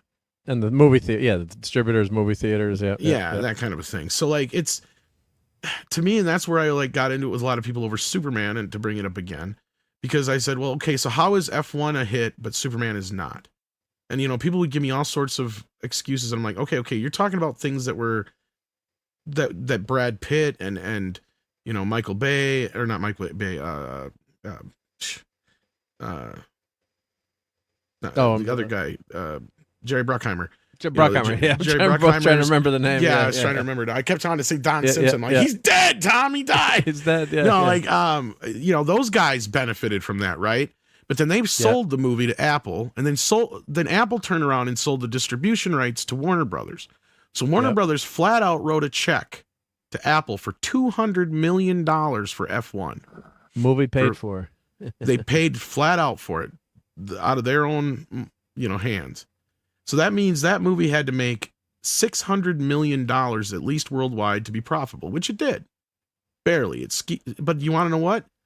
A large majority of that money was outside the U.S. That movie did not even make $200 million in the U.S. So that movie didn't even technically make back the money in the U.S. that it cost for Warner Brothers to buy it. But everybody says it's a hit, right? Okay, fine. Yeah. Superman, on the other hand, now that Forbes went and did the actual math, they're saying, yes, it was technically profitable. And that's what I've been trying to tell people for so long, because they're not looking at it from the right perspective. The fact that most of Superman's money came from the U.S., that means they got to keep a big portion of that money. The outside the U.S. stuff is just all the extra stuff, the video on demand and all that other stuff brought it past the finish line to where I'm not surprised that they're reporting it made any, closer to $100 million. That makes more sense to me. Because the other side of this too is they never tell you what a movie actually costs in Hollywood.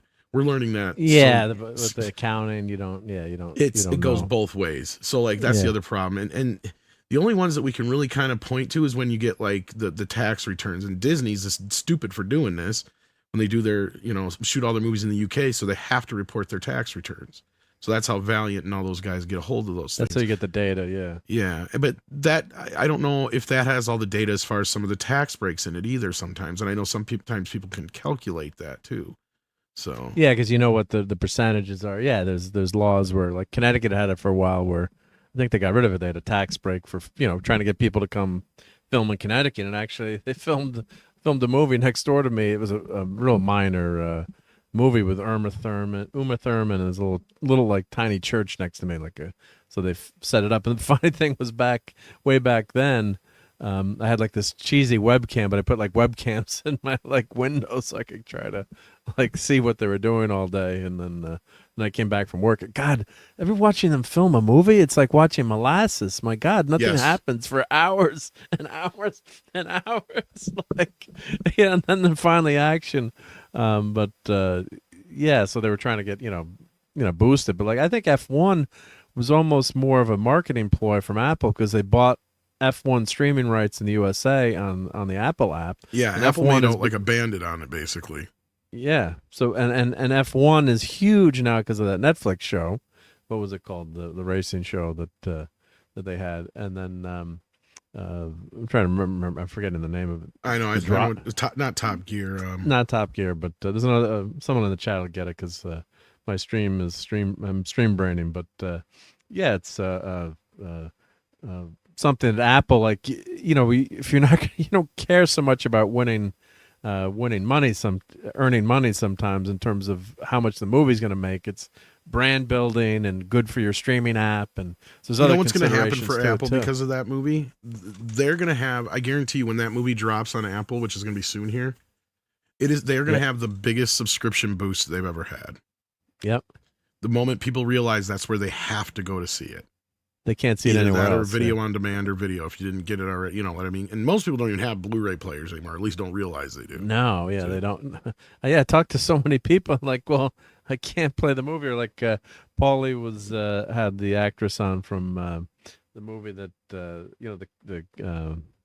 independent film. What was it called?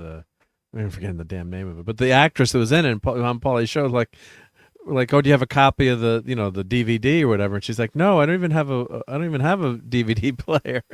But like, don't you want a copy of the movie that you're in?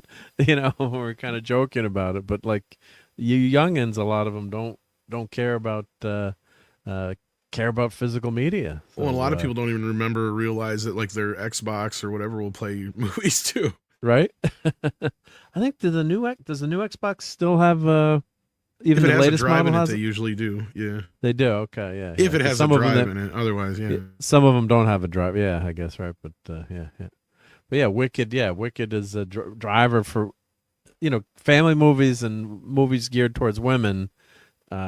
Typically do much better because you've got that like it's a date night thing, right? So yes, like the big huge movies to a point. Yeah. I mean, this has a demographical. I mean, I wouldn't say it's 4-quadrant, but it's definitely like 3-quadrant or whatever you want to call it. You got the gay community, you got the women. There's a family element to it. Broadway community, Broadway element to it. So like, there's a lot of different things that go for this film, and I mean, the first film did well. It's been on Disney Plus like crazy, right? So yeah, or I don't know if it's on Disney Plus. I think it's on Peacock, but yeah. Was it on? It's not on Disney at all? No, it's Universal. Wicked? I think that made it. So I think it was on Peacock. Okay, Peacock. All right. I think. Why am I thinking I saw it on? Well, Disney technically owns the rights to do any sequels to the original Wizard of Oz. That's why the only official sequels are The Return to Oz and The Oz Great and Powerful. That one they did, 10 years ago now with James Franco. Yep. But now he's canceled. Yep. Yeah. Okay, it's on Peacock. Tom is right. Don't doubt Tom. Yeah, unless I forget or I misremember who made something, it's usually pretty easy. For some reason, I thought it was on. Yeah, but I see that Sisu sequel came out, but I mean, Sony, that's another one now where Sony made that. It was probably pre-sold to Netflix or whoever it was, Netflix or Amazon. I can't remember who they have a deal with, but I think it's Netflix. So, I mean, yeah, that movie's probably prepaid for already. It wasn't an expensive movie, I'm sure. I heard it was pretty good. Yeah, I mean, people are enjoying it. The first one was good. I haven't seen it yet, but yeah, so it's made $6 million so far. So yeah, but it's going to get buried by Wicked. But you're right too. A lot of these are made, I think, for streaming. Right? Running Man and Predator and Sisu. Here's your problem right now. You've got so much counter programming that it's kind of eating itself. Yeah, I think is the problem. You've got too many guy movies. This is the first time we've ever had like 3 or 4 guy movies in the theater all at once. Same week, yeah. And then you got a horror movie too that's in there. And Now You See Me kind of falls into one of those strange categories where it fits into that kind of movie you could take your dad to. Yep, or a date night. Yeah, I mean it's more quadrant. Like that's where a lot of people are like surprised by it. I'm like, I wasn't as surprised as most people.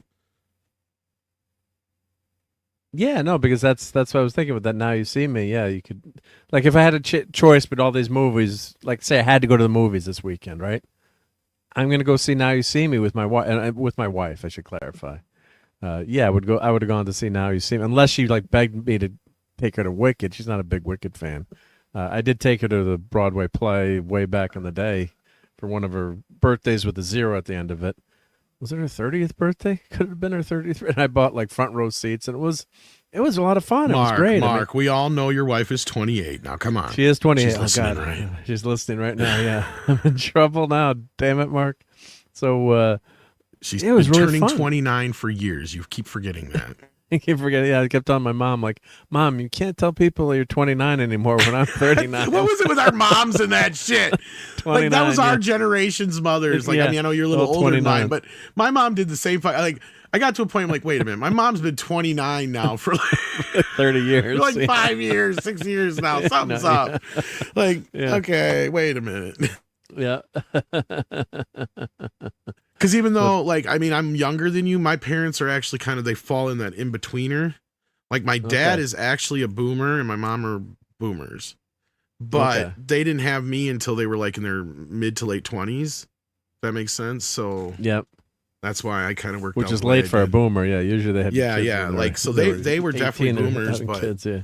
but because both of them were born way before the cutoff, like almost 10 years, both of them. So like, yeah, but they just didn't have me till way late, and I mean I was fairly well planned, I guess you could say. So yeah. Yeah. So, but yeah, and That or my mom just finally didn't turned want 30 to give last up to year. my dad, I guess. I don't know. Like, wanted to. Yeah. Like years and years Right. into this. Okay, honey, finally. Right? I don't know. I'm just hysterical, making yeah. shit up. I don't want to think about that. Yeah, but yeah, so yeah, you're right. Yeah, so the Predator's a guy, dude, yeah, quote unquote dude movie. Running Man, yes. Sisu, yes. I don't know what Regretting You is. What the hell is that? Regretting You? That I don't. That's Mother and daughter must grapple with what's Yeah, I was gonna left say that. of I think that's a woman's devastating movie. accident. Yeah, so that's a ladies movie. It did pretty well, 86 million worldwide. I think it had a pretty good opening a few weeks back. Yeah. Yeah, so that's not.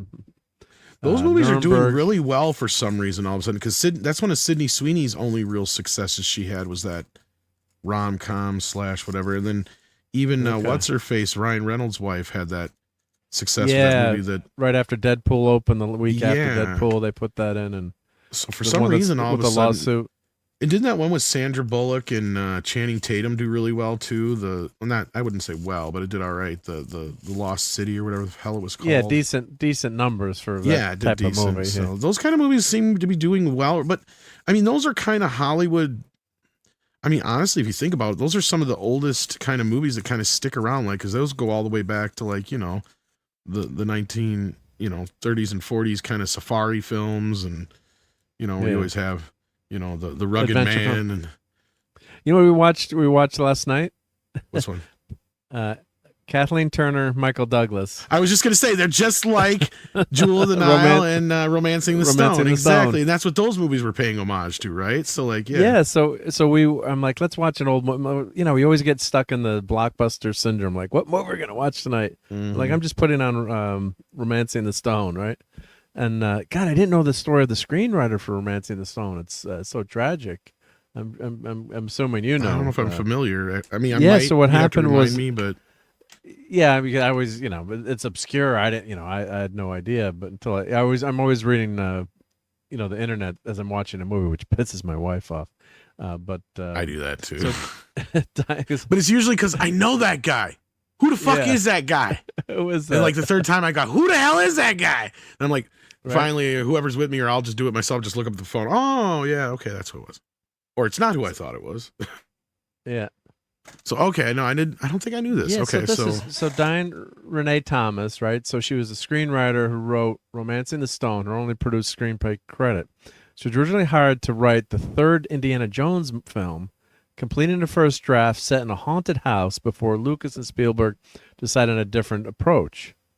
Early promotional materials for the 1989 film always credited Thomas as the co-writer. The final film credits lists Jerry Belson as the sole screenwriter. So she was born in 1946. She was a waitress, and then got her big break with this movie. So she wrote short sketches, performed with several acting groups. She enrolled in a graduate school studying clinical psychology. While writing Romancing the Stone. Yeah, it's tragic. So she was a cocktail waitress at a cantina on the PCH. John Hill, a screenwriter and friend of Thomas, has read the script. So she had kind of an in, but she's working as a waitress, right? Like all people. Right. Called his agent, praising the spec script. A year later, they presented the script to major studios, including Columbia Pictures, which purchased the script. And then they suggested they work with Michael Douglas. So he wanted something different from One of the Cuckoo's Nest or the China Syndrome. Mm-hmm. So just skipping ahead. So we phoned Zemeckis wanting him to direct the film, having admired Used Cars, which that's one of Clobber and Tom's favorite movies, Used Cars. He loved that movie. Yeah, this stuff I kind of knew. Yeah. So she pitched the story. So all right, anyway, so she sold the script for $250,000. Nice. So sold it, right? So we'll get into the chase, and then so her career started to take off as a writer. She was hired by Spielberg, right, to write for Amblin, right? So when they made Jewel of the Nile, Kathleen Turner, who, for you youngins, she was, one of the sexy, smoldering stars of the 80s. Really had some hot movies, and she was gorgeous and that deep voice, kind of like a Demi Moore voice. And unfortunately, she ended up having rheumatoid arthritis, which can be really crippling, and she kept it secret from everyone. So people were making fun of Kathleen Turner for her appearance and gaining weight and how she looked. And it turned out she had a very severe rheumatoid arthritis. So she didn't want to do Jewel of the Nile because the script was so poorly written. I'm not bad. I'm just drawn that way. And Jessica Rabbit. Yeah. So what happened was she, working for Spielberg, she couldn't write the script for Jewel of the Nile. So, but the screenwriters worked with her, over the weekend to rewrite it and help, they say help strengthen the first 30 pages. As a gesture of gratitude, Douglas offered to purchase Thomas a new car. Thomas's friend urged her to select something, practical, a Mercedes sedan. If she dies in a car accident, this is going to be fucked up. Thomas instead selected a Porsche Carrera. On October 21st, Thomas, her boyfriend, and another friend, Ian Young, attended classes at Pepperdine University and stopped for drinks on the way home.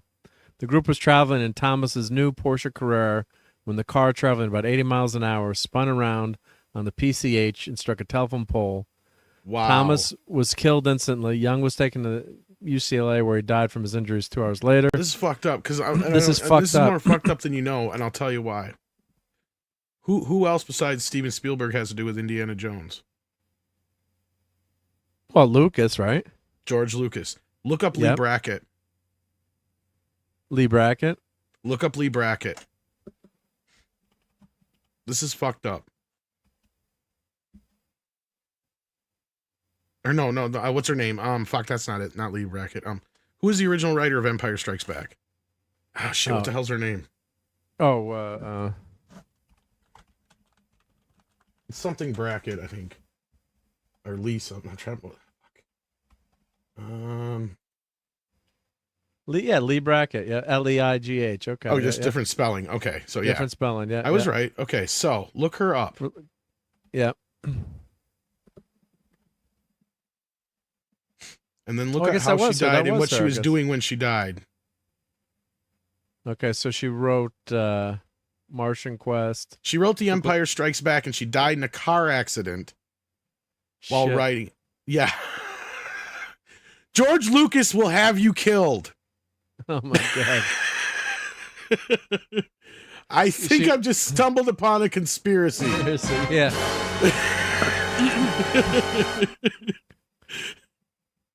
Oh, no. I'm not trying to laugh about death. I thought she died in a car crash. Yeah. Brackett married another. She moved to Edmund.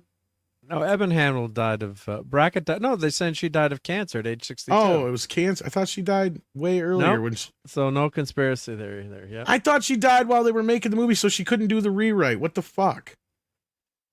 No, I guess for 30 years, their screenplay only been read at Jack's Williamson Special Collections Library, right? It's officially published in 2016. In the draft, there's a love triangle between Luke, Leia, and Han Solo. I thought she died during the making. Okay, I'm wrong. Unless I got it crossed over with the story you just told me, maybe. Maybe crossed it over. Luke is a hidden sister, yep. And Luke's father is still a distinct character from Darth Vader. Wow.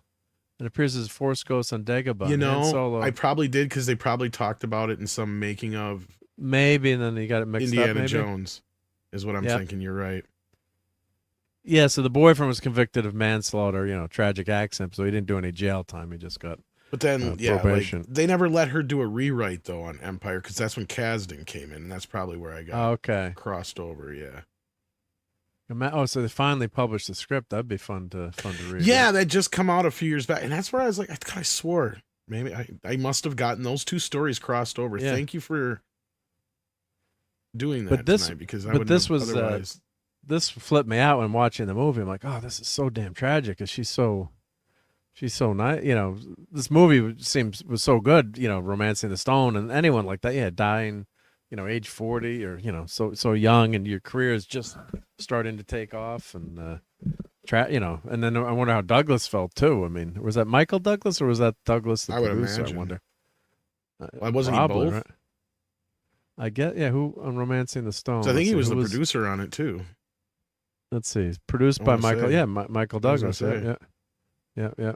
So, and that was a massive hit. That was a $10 million movie that made almost $120 million. So. Well, it's because of that movie we got Back to the Future. Yeah. Yep. So that. Because Back to the Future was actually written before that. And that helped. That helped get it made, right? Yep. Yeah, because the short version of it is they wrote Back to the Future right after they did the Beatles movie, I Want to Hold Your Hand, and Used Cars. But after that, those two movies in 1941 took a shit, and Spielberg had produced them. They're like, and Spielberg wanted to make Back to the Future. Yeah. And they're like, look, we'd love to make Back to the Future with you, but if we make it and it flops, then we're just going to be known as the guys that you keep giving jobs to that flop. Unfortunate, right? And Spielberg understood that, so they're like, yeah, we got to go off on our own and do something else first, and that's when Romancing the Stone came along. Then, of course, after Romancing the Stone was a big hit, everybody in town wanted to talk to him. And, of course, we all know the famous story after that. Everybody turned him down and said, why don't you take it to Disney? It's too sweet and cute and family-friendly. And then Disney said, we can't make this movie. There's incest in this movie. Oh, God, yeah. Right? You're my You're my sister. Yeah. Oops. You're my mom. But you're so thin. Yeah. I mean, it's so ridiculous too, because it's just a funny Jesus, plot you point. smoked Yeah. too? Smoked too, yeah. Sorry, I just watched Back to the Future like 3 weeks ago, 4 weeks. Well, more like a month ago now, but yeah. Did you were you wearing your life vest when you watched it? I was. And did you have a tab? It's funny because my dad was wearing like one of those vests when I went into a house the other day. I'm like, what are you, cold? What did you do, jump ship? He's like, huh? What are you wearing a life preserver for? He goes, huh? I said, Back to the Future. I said, you're wearing a life preserver. I said, and I can't believe he didn't get the reference because that's my kid's favorite movie. So that's all my kid talks about constantly. So, yeah. Well, not constantly, but you know what I mean. I'll have a tab. You can't have a tab till you order something. I'll have a tab. I'll have a Pepsi free. You want a Pepsi, kid? You're going to pay for it. I'm going to be somebody. That's right. He's going to be mayor. That's right. I'm going to be mayor. The mayor. I'm going to run I like for the mayor. sound of that. You can start by sweeping these floors. Danny DeVito does have a big, huge role in this movie. He's the a bad great guy, but I love him in the sequel. He's That's fun. the best part. Like, he makes the sequel, right? Like, they had to bring him back. It's like Danny DeVito. It's not as big of a part as I remembered. Yeah. No. And people were saying this was a copy of Raiders. Kind of they copied Raiders, but it's like this was written. It was written before Raiders, and it's really not a copy. No, they're two completely different things. And anybody who says that, they're wrong. Because like Raiders is clearly the old serials, right? Yeah. This is the movies we were just talking about, like the African Queen kind of shit, where it was the old jungle movies where the guy would fall in love with the girl and all that kind of shit. Yeah, fish out of water. The girl needs to be rescued. Yeah, she's and a very we did timid another one of these. author. Shit, if anything, that one with Harrison Ford and what's her face that passed away, Anne Heche. That one was more of a rip off of this, and I think that was a remake of another movie from back in. I'm trying to remember the name of it now because it was a remake. Yeah, the plane one where they crash in the plane. Yeah, where they crash. Not shipwrecked. What the hell's the name of it? No, it's not Shipwrecked, but it was a remake of a movie from the era of that. This is kind of paying homage to. Is my point. Aping. Yeah. So, but 6 days, 7 nights. Yeah. 6 days, 7 nights. Yeah. Because they're stuck there. Yeah. But what the hell is that? Yeah, it was take that poster off. Yeah, YouTube doesn't like certain things anyway. So, but what this is, she's anyone who hasn't seen it because it's a 1984 movie. I recommend watching it. It's sweet adventure, romantic comedy, and what's funny is how much of a hit it was in the same year that came out with so many others. Yeah, we'll look at movies from 1984 in a second, but. What was fun about it was it's the best year ever, but yeah, it probably is.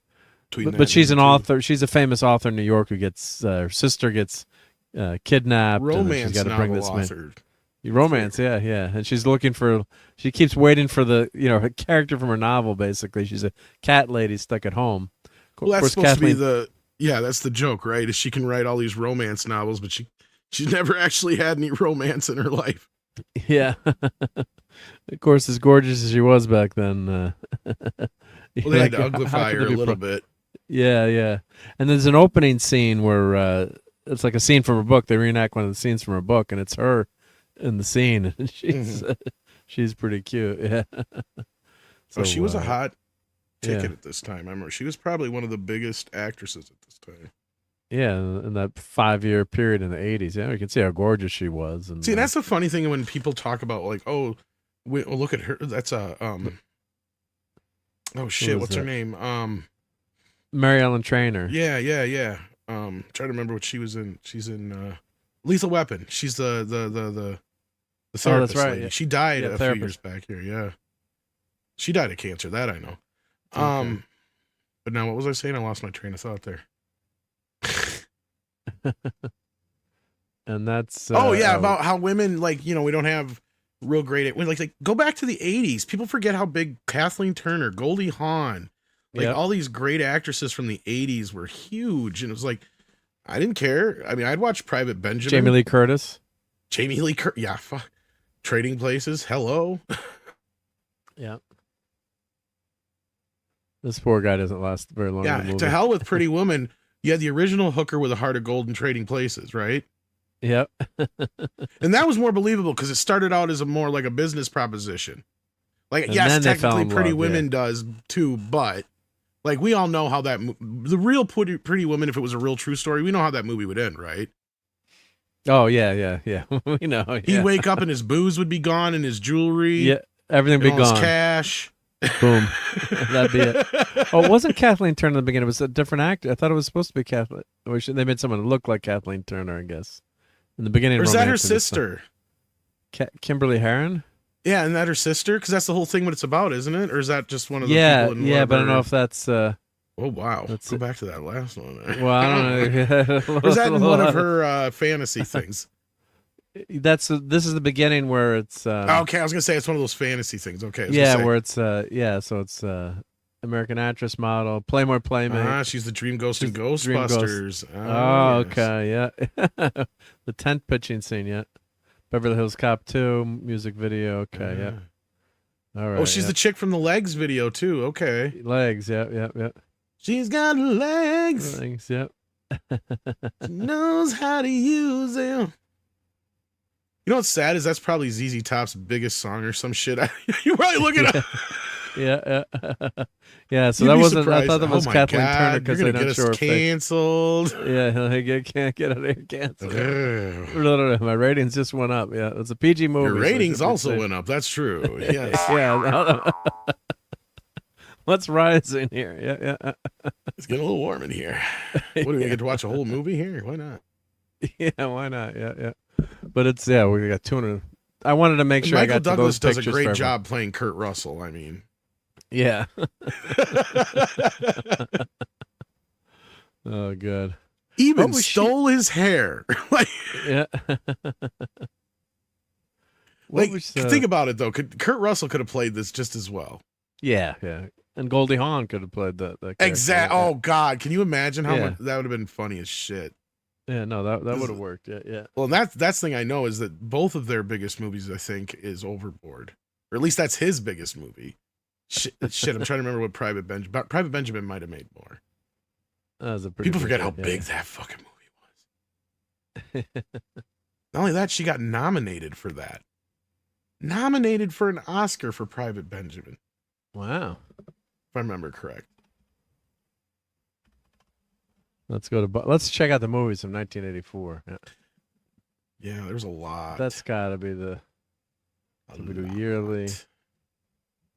They go back. They go back. Got Gremlins, Nightmare on Elm Street, Ghostbusters, Indiana Jones, Karate Kid, Police Academy, Footloose. I was starting to name them before I even brought them up. Yeah. Star Trek 3, Terms of Endearment, Romancing the Stone, Splash, Purple Rain, Tightrope. Keep going. They're going to keep coming. You're going to see all these movies. Revenge of the Nerds, yeah. Revenge Bachelor of the Nerds. Party with Tom Hanks, Red Dawn. Terminator, of course, Friday the 13th, the final chapter, Conan the Destroyer, the sequel. Sudden Impact's the last. Is that the last Dirty Harry movie? No, the Deadpool is. The Deadpool is the last one. It's the yeah. next to last, I believe. Oh fuck! Or no, is there another one after that? No, it might be the next to last. Yep. That's what I mean. You're gonna hit it. Well, shit, no. That was Silkwood. My memory, I can't remember names, but that was I went to see this movie with my friend who unfortunately self-deleted and deleted his mom. I'm just remembering that, as we said, Silkwood, and I remember which movie theater we went to. I'm like, I don't want to go see this. He's like, my mom wants to go see this. Well, come on, let's go. I'm like, oh shit. I'm just remembering that. And Last Starfighter, 70s rock fan, everyone is doing that tomorrow. I'm gonna try to make the panel if I can. Yep. So he's doing The Last Starfighter. So Places in the Heart. What's that one? That opened in very few theaters, but made some bank. That was. It sounds familiar. I'm trying to place it. Oh, okay. I recognize the poster. Yeah, that was Sally Field. I was gonna say Sally Field, and Sally Field. Yeah. Oh yeah, Sally Field is in that one. Yeah. Yeah. 28 million. You know, of course, these grosses look small, but I mean, it's just domestic. I was gonna say, compare it to Ghostbusters and Indiana Jones, yeah, but those were big, huge fucking movies this year. But the Terminator only made $34 million. Yeah, people forget how small that movie was. It was a small movie. Most of it did so well on cable and video. Yeah, that was the thing. Scarface, 25. None of these movies are Cannonball Run 2, though. Yeah, they're not even a patch on Cannonball Run 2. For sure. City Muppets Heat. Take Manhattan. That's with is that Stallone and Scarface must be a re-release because Scarface came out in like 81, I thought. Okay, that's gotta be my favorite movie. Yentl. It is. Barbra Streisand. 16 Candles. Look at 16 Candles. The influence that had only 23. Now, of course, this could be the year, so it's not the total gross. You know, if the movie was half and half. There's something like that. Yeah. See, some of these are goofy because they did the box office different back then.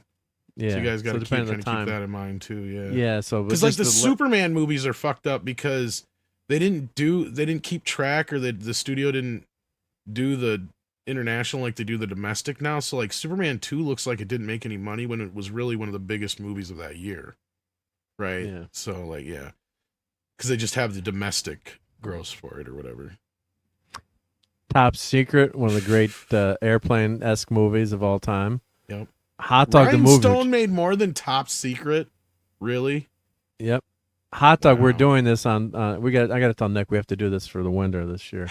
Hot Dog the movie. I've seen that. I know I've seen the parody or that. Like, it's great. Hot Dog the movie South is Park so great and stuff. But like, yeah. Hot Dog the movie is so great. And I think there's a deleted scene, and I think there was a scene in the movie that they cut out and never put on the video version of a certain lady undressing. Oh, yeah. I'm like, I remember the scene in the movie theater.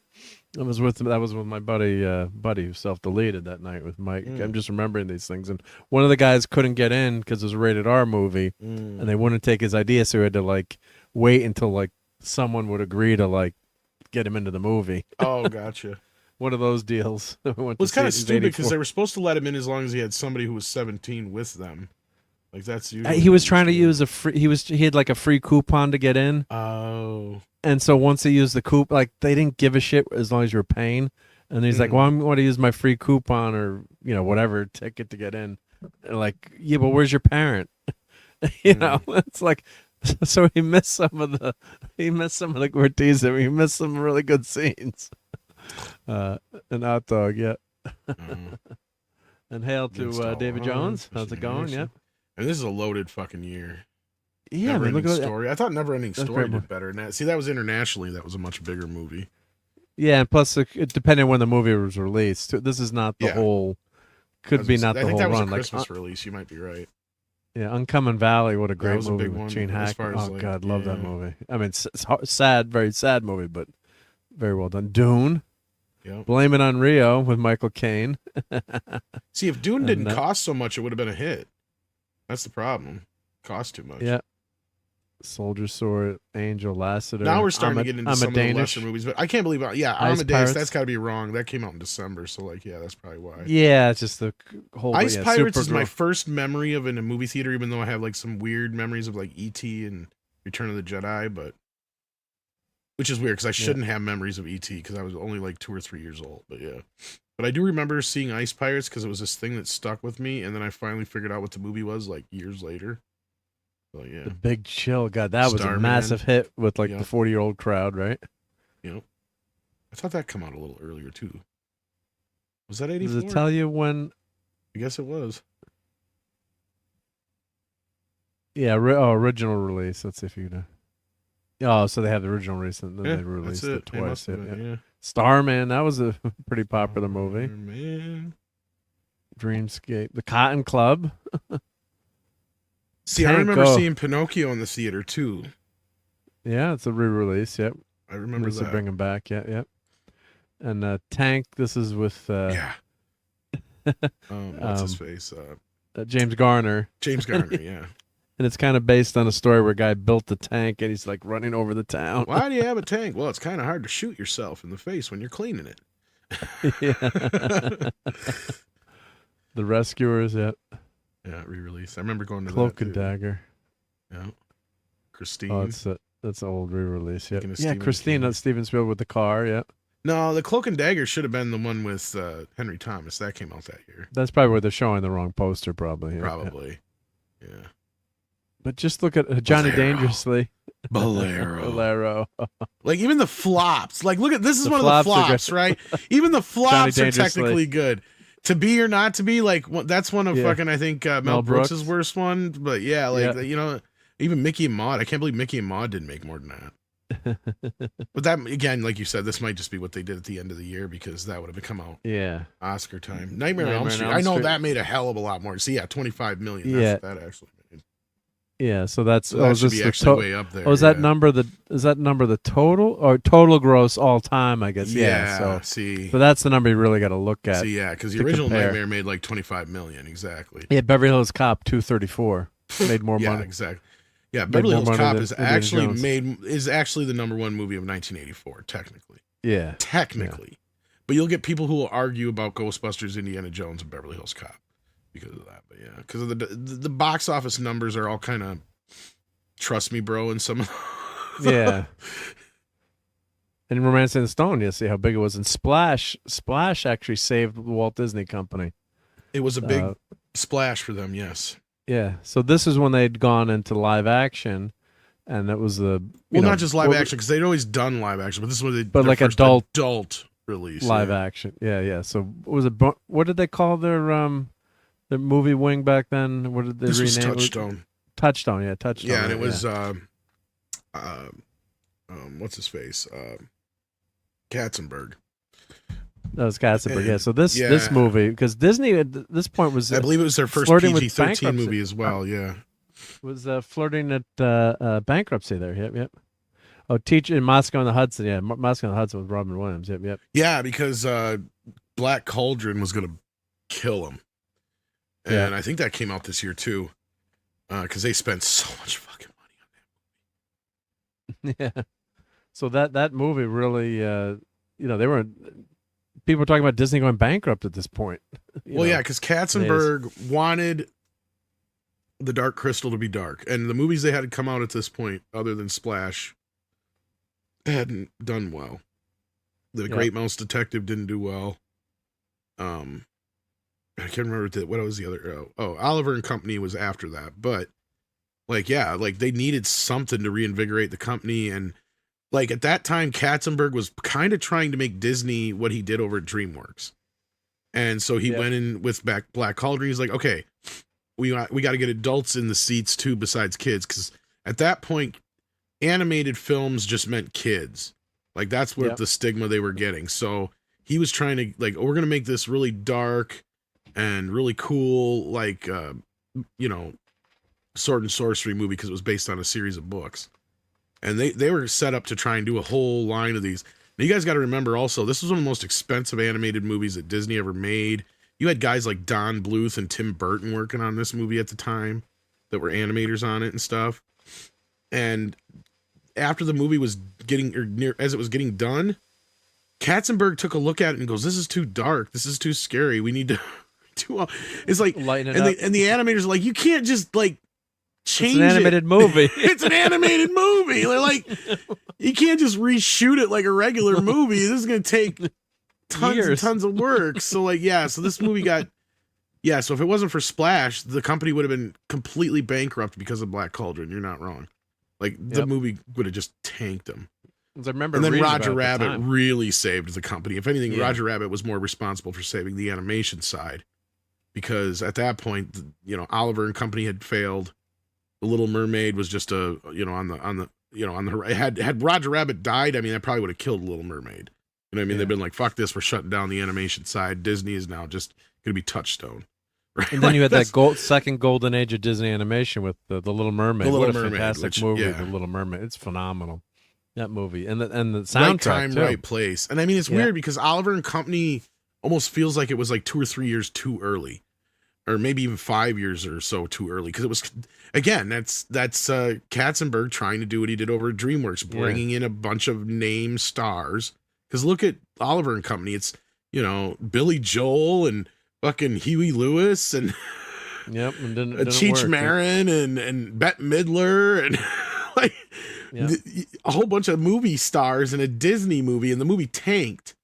And yeah, so it was a remake of Oliver. Like, what the hell are you doing here? I mean, I like the movie, but it was weird. It was a weird era for Disney. It's like they forgot what they did. I don't know what Katzenberg was up to with a just lot of went that off the shit, rails, and Eisner was up to, because it was like, did you guys forget that you guys used to do the old Grimm fairy tales and the old, you know, princess tales and stuff like that? That's what the animated shit should be, right? Yeah, throw in 100 Dalmatians here and there, a Pinocchio here or there, you know, but you know, like the Little Mermaid. That's why they came back. What did they do? They went back to formula. Yep. The Little Mermaid, And they knocked out of the park with the animation, the story, the song, and the songs made that. Well, the next those three films right there, that trilogy the Renaissance trilogy of Little Mermaid, Aladdin, and Beauty and the Beast, the beauty of them, and then of course you could also add Lion King. A lot of people do. But I think Lion King for me starts a new era of Disney, in my opinion. Those three, the first three though, are kind of like the last gasp of the original. This was what Disney did best, and this is some of the best you're ever gonna get out of Disney. I mean, especially Aladdin and Little Mermaid. I know a lot of people love Beauty and the Beast, but Aladdin and Little Mermaid, I feel like, are probably two of the best Disney films ever. Yeah. Let's look here. Well, of course, you know, Snow White made the company, right? So first, and Pinocchio is a full-length animated personal film. favorite of mine. Yeah. Yeah, Pinocchio, Fantasia. Talk about, you know, Disney's tech in terms of how advanced that movie was. And experimentation, they actually had the animation was experimental, and also the soundtrack. They had surround sound, a version of surround sound, and they had set up theaters. You know, I think some in New York, some in California, like under 4 theaters, but you could go watch the movie with surround sound because the track was so special. And it wasn't called surround sound, but they had special theater setup with the speakers. Well, even before surround sound, you had Sense Surround and some other ones they tried to do. I think Fantasia was the very first one. With I don't know with about that special sound. Maybe, I mean, that specific one that they used, that formats they used, maybe. But I mean, they've been trying to do stereophonic sound in theaters since like a long time. I mean, maybe it was. I think it was the first one because this is 1940. It may have been. You're right. It might have been. I mean, I can't say it definitely. The sound was still pretty. You're not wrong, actually. Very primitive. Yeah, it was still pretty primitive yet. So you only had 10 years of movies and. But sound advanced really quickly, and then it slowed down, and then it sped back up with Dolby. You know, when they tried to do the surround again. See, and that's what's kind of weird about it, is because like at first stereo was almost kind of like a gimmick, or like you would only get it on like 70 millimeter prints, right? Like they'd pronounce, stereophonic sound, or it was I can't remember what they would call it, but it was a type of surround sound where it was like a 3 or 4 channel setup, where you'd have like, it's a pretty close to what we have now for surround sound. It was a very similar concept, but yeah. But it's usually only in the big theater dome places. Yeah. So here's what Disney said here. And hey, Deeple, I said, an official raid from Brahmabul. Awesome. See, because that like Seven Samurai has a 3-track stereo soundtrack. If that makes sense. So, like that's that old of a movie, and that has that. And there's a few other ones that do from back in that era. So there was a lot of bigger films that would get like these 3 or 4 track special soundtracks made for them. Yeah. Yeah. So Disney here says, music emerging from one speaker behind the screen sounds thin, tinkly, and straining. That's what you used to have. We want to reproduce such beautiful masterpieces so that audience would feel as though they were standing at the podium with Stokowski. Sources Apprentice was recorded in a 3-hour session that began at midnight at the Culver Studios on January 9th, 1938 at midnight. The venue was chosen as the soundstage at the Disney studio was too small. He picked 85 musicians himself and felt they'd be more alert working at such a late hour. The sessions involved a single rehearsal. You couldn't do that today, right? You're all coming to work at midnight, you bastards. You don't have a union, do you? Engineers at Disney collaborated with RCA Corporation involved recording with multiple audio channels to allow any desired dynamic balance they wanted to be achieved upon playback. The See, now this might be the... Oh, sorry. I was just going to say, this might be the actual first time they've actually recorded something in actual stereo, too, because the things that I was talking about before, a lot of times, it was literally just somebody panning shit across most of the times, or they might have a separation with a couple things, but, like, it was real primitive, like, panning of audio. So, like, yeah, this would have probably been one of the first times they actually produced something to this effect. This scale, yeah. That's, I mean, I've, you know, I haven't read any definitive history, but this just crossed, I'm, you know, loving Fantasia and Disney. You know, I mean, I Disney. have a little bit of a knowledge of sound history and film. I just don't know all the names they always would attach to certain things, because it was always just basically based in some sort of 2 or 3 or 4 track system, right? Because even like they brought up the quadraphonic in the chat, right? Like that's what I'm saying. It was always based on, and even technically, like Dolby surround sound that we've had for years is technically a 2-channel system. So like until we get to like 5.1 or quadraphonic surround sound, like, and even those places, that's just like quadraphonic is basically what Dolby Pro Logic 2 was. And all that is taking 2-channel sound, separating splitting it out, but there's also like a negative channel in there. And with that, that's not what it's called though. I'm trying to think of what it's called, the actual terminology for it. But it's a channel that you don't hear. It's a part of the sound that we don't hear in the actual audio mix itself, but what they have a processor that can actually pull that out. It's basically what you hear when you're plugging in your headphone and you only get it part of the way plugged in. Yeah, it doesn't go, you don't get everything. Yep. All that stuff you're hearing there, that's like this audio background that's embedded in the audio track that's on a different frequency that we don't normally hear. But there's a thing that picks up that frequency and sends that out to the surround channels in the back. Fantasound, that's what it was for Fantasia. You're right. Thank you, CJ. Fantasound. Then you had Sense Surround and Doubly, of course. Everybody knows Doubly. Thank you. Doubly, yeah. I got to play that clip next. Do I have that clip here ready to go? Just can't mix heavy metal in Doubly. This might mess up the way the screens look, but let me find it. Yep. Let's see. Oh, yeah, it did mess up our screens here, but that's okay. Let's play I got to have this in Doubly here. Is this the one yet? No, that's Stonehenge. Here we go. You don't do heavy metal in Dobley, you know. I mean, in what? In what? In Dobley. I mean, you can't. In Dublin. She means Dolby, all right? She means Dolby.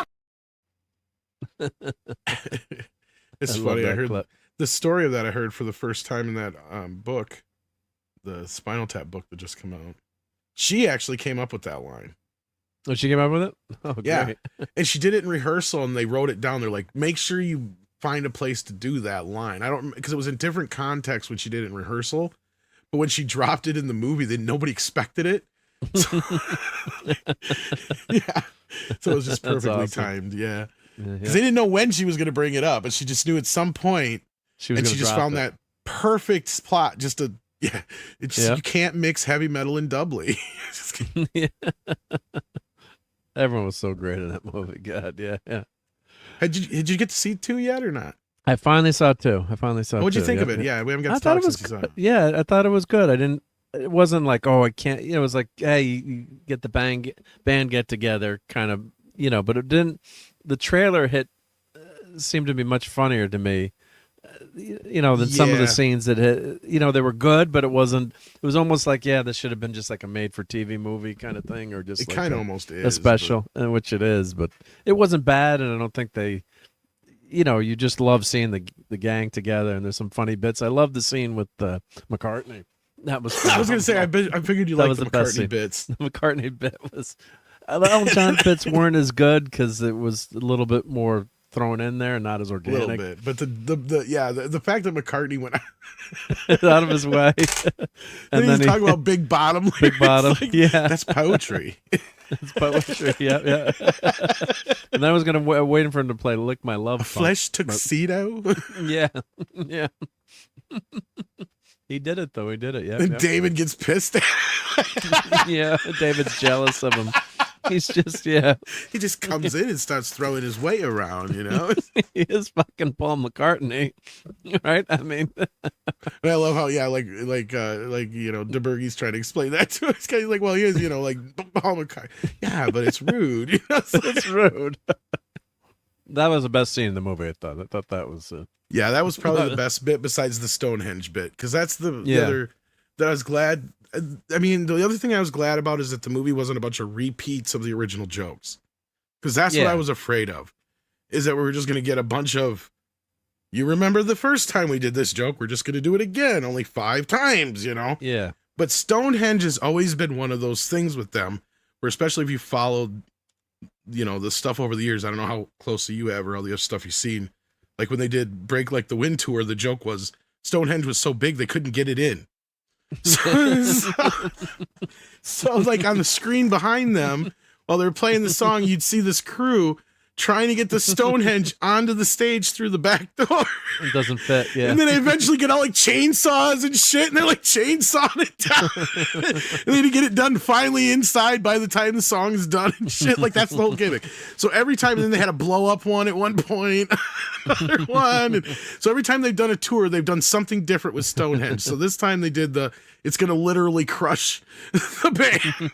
Like, fall over and crush the band. So they came up with a gimmick, but yeah. Yeah, it was fun. It wasn't we didn't like Stonehenge tarnish could the never go reputation of the right. original. Yeah. But it wasn't you know, it wasn't not good. And that always happens, right? You get Ghostbusters 2 can't touch the original Ghostbusters, like the Mona Lisa. No. It's like certain things are just so damn brilliant, and they're timeless, and you just hit it. You know, you have an invention, you have a piece of art, you know, and then when you do it, it was fun. I was doing a logo design for a company, and we had all these fancy logos. I did one, you know, I'm doing all these iterations, very simple logo. And I did one, I'm like, as I did it, I'm like, I think that one's probably the best one out of all of them. No, it's the simple most is simple usually one. better. Yeah. Well, and it wasn't any Ghostbusters is great great when shape. you brought it up, because I'm sure you've seen them, or you could bring them up on screen. I know we're jumping all over the place here, but like, yep, the original designs they had for the Ghostbusters logo were all over the fucking place. All over the fucking place. And it was just like inspired that I can't remember who it was that saw like the no sign on something, like a no smoking sign or something. Yeah, no smoke. And they're like, oh, that. And then the ghost being just a very simple, basic Casper style ghost. That is what brought it all together, right? Like that version of it. And to me, that's one of my most favorite pieces of graphic art, between that and the bat symbol. Yeah, I think everyone are the knows most that. brilliant, It's simple fucking icons that I've ever seen in my life. Yeah. Yep. Oh, it was only going to be used on the uniform of the Ectomobile. Yep. Yeah, but they had so many different they designs until they got it? to that one. Well, this is the original, but not the.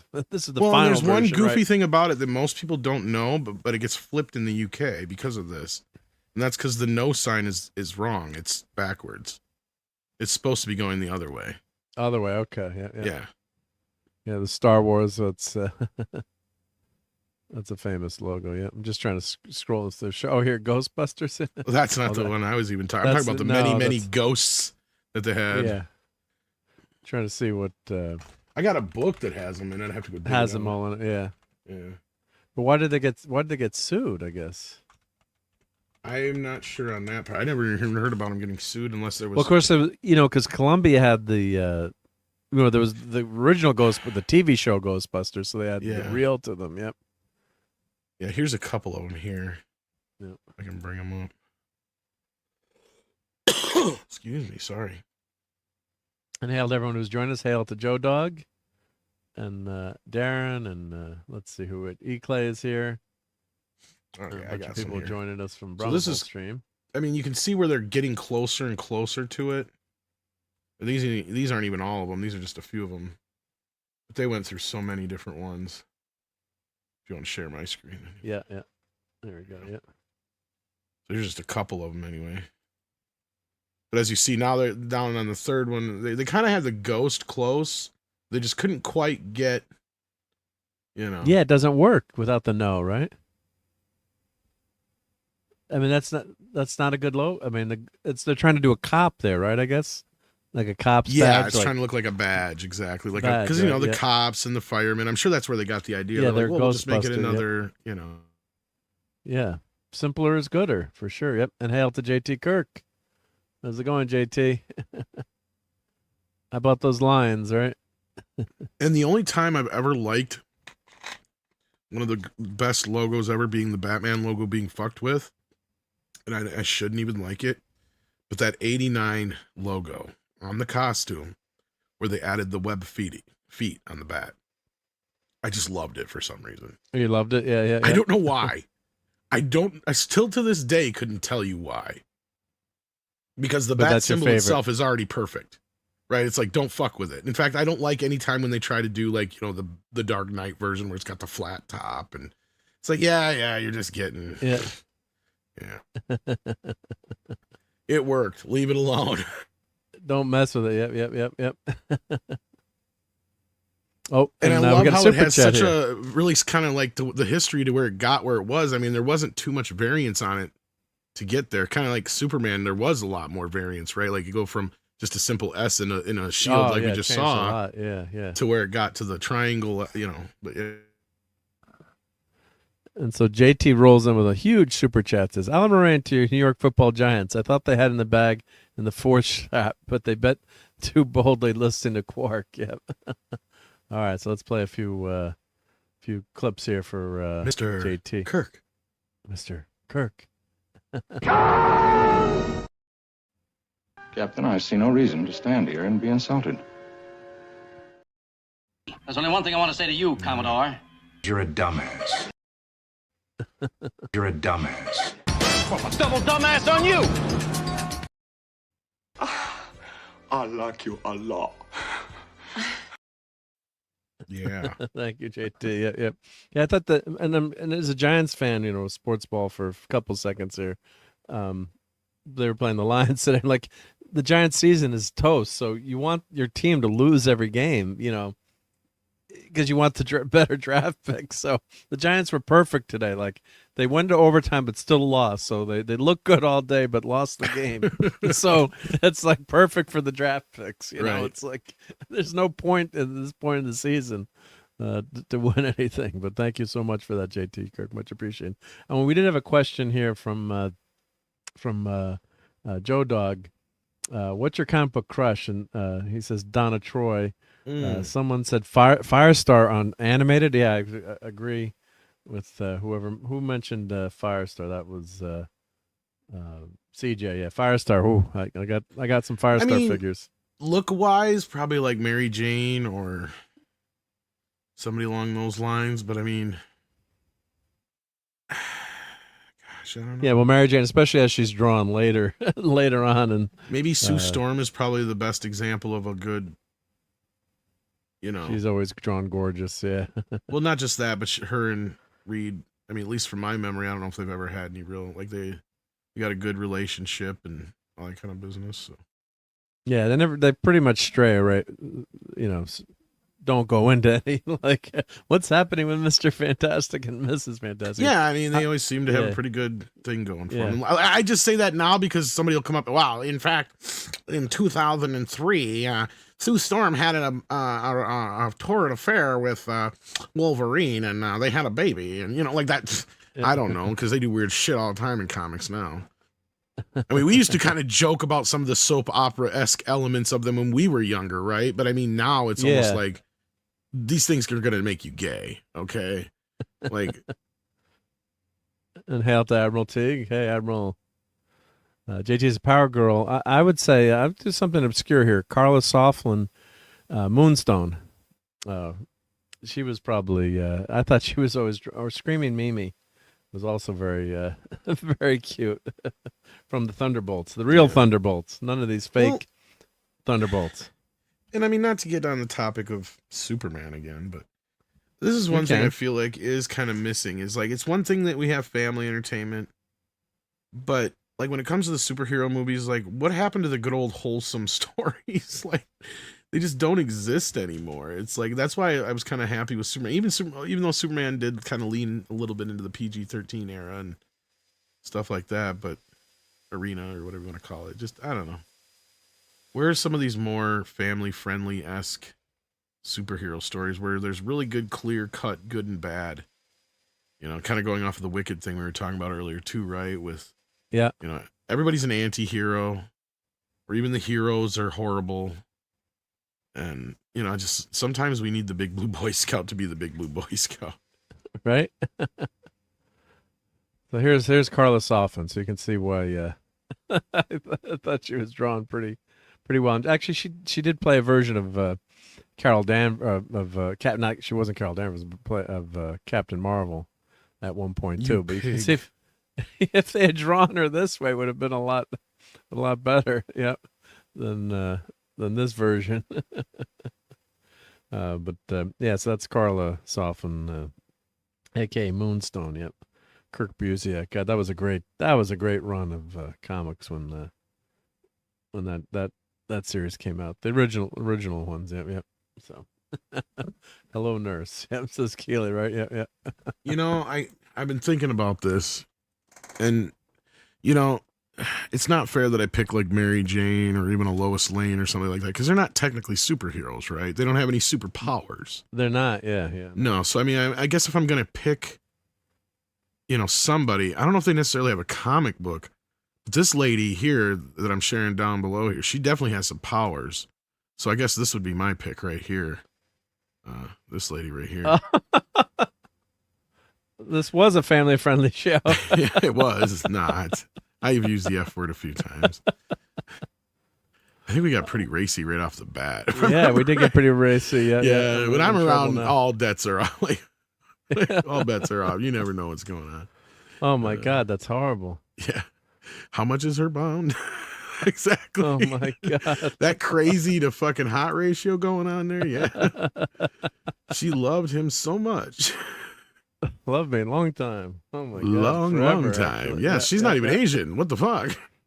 Well, who was the guy that got chop suey by his wife? Bobbitt. Yeah. Lorena Bobbitt. This sounds like it was just an accident. But wasn't the guy named John Wayne too? Wasn't it John Wayne Bobbitt? John Wayne Bobbitt. Yeah. John Wayne Bobbitt. Yeah. So that's when whenever we get in a fight, like or joke like about disagreement, my dad would always say, like, if a couple was like, not like I'm like they're out to dinner or something, they start nagging. He's like, Joe, you better sleep on your stomach tonight. I mean, look at that though. Like, of all the shits that's happened in history, right? Like, she cut his dick off, and we still talk about it to this day. Right? Why? Because it's never happened to anybody else that we know of. Yeah, right? Like, plenty of men have probably had it chopped off, but like where their wife has actually done it. And let me tell you, a lot of men lost a lot of sleep after that happened, because they're just like, holy shit. Holy shit, yeah. If that could happen to that guy. Yeah. My wife is fucking crazy. Very controversial, sirs. And I heard Teague's voice as I'm reading that. I apologize. No, well, I didn't know that it ever actually happened. Well, actually, we had now we're getting even more risque, but not that much more. But it was a kid in high school that allegedly was using a vacuum cleaner for just say self this pleasuring. Sounds like one of those urban legends, but yeah, go on. Yeah, but everyone would call the kid Hoover. So like whenever he'd walk by, people would yell Hoover, Hoover, Hoover. And one day, like he lost it, and he attacked like one of the guys. There was this big not fight. where I thought the story was going, but okay. Yeah, well, allegedly, yeah, someone caught him. He was caught using a vacuum cleaner for not vacuuming, shall we say? Yep. Hey, go for a painting. Greetings from Hungary. Great to have you back to the Geekery. Hope you're doing well. Yep. And check out Gofort's painting channel, painting all kinds of cool stuff. And yep, John Wayne Bobbitt, yep. Yeah, both turned into Prawn Stars, yep. No one ever says Triplicate Girl. Look who she married. She married Bouncing Boy. Yeah, most people can't compete with Bouncing Boy. Yep. Well, he was good. He could bounce for a long time. Yep. Worst part, yeah, she was celebrated for instead of being. I think didn't she go to jail for that? Oh yeah, she did. But I mean, every woman in the world was like, "Goddamn right, girl, you go." Like, she doesn't deserve to go to prison. He does. Yeah, they tried to make her the victim in the whole thing. Remember? Yeah.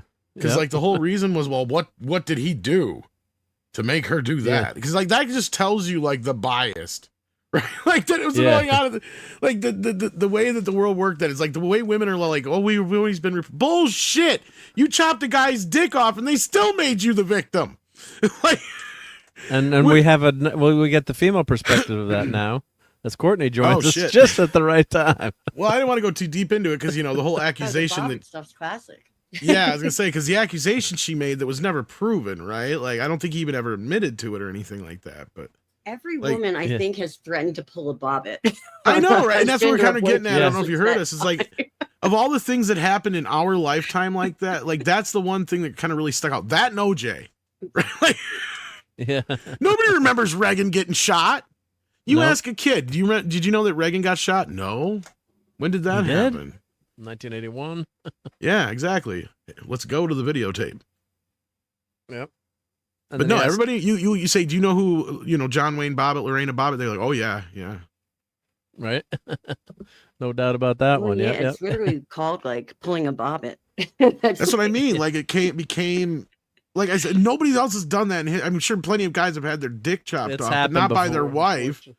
I'm sure, unfortunately. Yeah. Not in this way, like, right? Yeah, generally they would probably died afterwards. Let's be real. That would never have been something I would have thought about before Lorena Bobbitt. And I'm not saying I've really thought about her considering. But now you do. Now you think about how it all many the time. women have threatened it probably since the beginning of time. If I catch you cheating, I will pull a Bobbitt on you. I bet you that's one of the first things that a cave woman threatened a caveman with the first time he caught her or caught him with one of the other cave girls going, unga bunga, cut off. And he's like, oh, yeah. Oh, no. Oh, you guys are funny. Well, now that we have a musician here, why don't we finish the Fantasia bit? What's fun? It's hilarious because I'm sure that was like that the first couple, like even Adam, because like whenever the first like time he looked the wrong way, she's like, I will cut it off. Who are you looking at in the Garden Chop of Eden? It up. Yeah. So, Courtney, we were talking about how Fantasia, we think, was one of the first movies with like a special soundtrack or surround sound. I'm not sure, but that's how we kind of got out of this business. So many times. Yeah. I can't even tell you. So, I'm just trying to see if here's the Fantasound. That's what we want to talk about real quick. Yeah. So they try to manufacture a system to create the illusion that an actual symphony orchestra is playing in the theater. Yeah. Yeah. So, they made the equipment so long as Disney could hold down the estimated $200,000 in costs, equivalent to $4.5 million today. It was not exactly known how to achieve their goal. Disney's engineers and RCA's investigated many ideas and tests made with various equipment setups. It led to the development of Fantasound, a pioneering stereophonic surround system, which innovated some processes widely used today, including simultaneous multi-track recording, overdubbing, and noise reduction. Now, this is back in 1940. Yeah, because that was a big issue, too, because every time you did like we were talking about earlier with opticals, every time you did like when they would do the audio mixing, like, especially back in the day with, like, the older movies in the 30s and 40s when sound first came in, they didn't have the ability to mix things down like they do now. So when they would do a sound mix for a movie, they were doing it all in, like, real live time. Right, so you had like the audio dialogue playing through one track, while you had the sound guy handling all the sound effects and somebody else handling the music soundtrack on the other side, and all timing it up like it all had to be timed with the optical track that the audio was on, because that was how they could do it. Because there was only one shot. Otherwise, every layer you did had more and more hiss and hiss and hiss and hiss from the generation before. And once you're putting it on optical, there's even more hiss. So like movies like King Kong, they were talking about how they had it like maximized to the point where all the stuff that they could throw in there, you know, he had all these guys doing this mix down to this main soundtrack, right? Like, so like, it was just insane how they used to have to do it because they just didn't have the technology and the way to do it like they did when they finally came up with multi-track recordings and stuff like that. So like that's what this is kind of saying, is that this movie probably helped push that kind of stuff along, not just for movies, but probably for music recording too, because multi-track recording was not a big thing until what, like the 50s, 60s is when it started becoming more of a thing. And the Beatles pioneered it probably. Well, but a lot of it, yeah, because they would just come in and sing their song, right? Like, you wouldn't have a multi-track deal. It would just be like, come in, you sing your fucking song, and you're done. Yeah.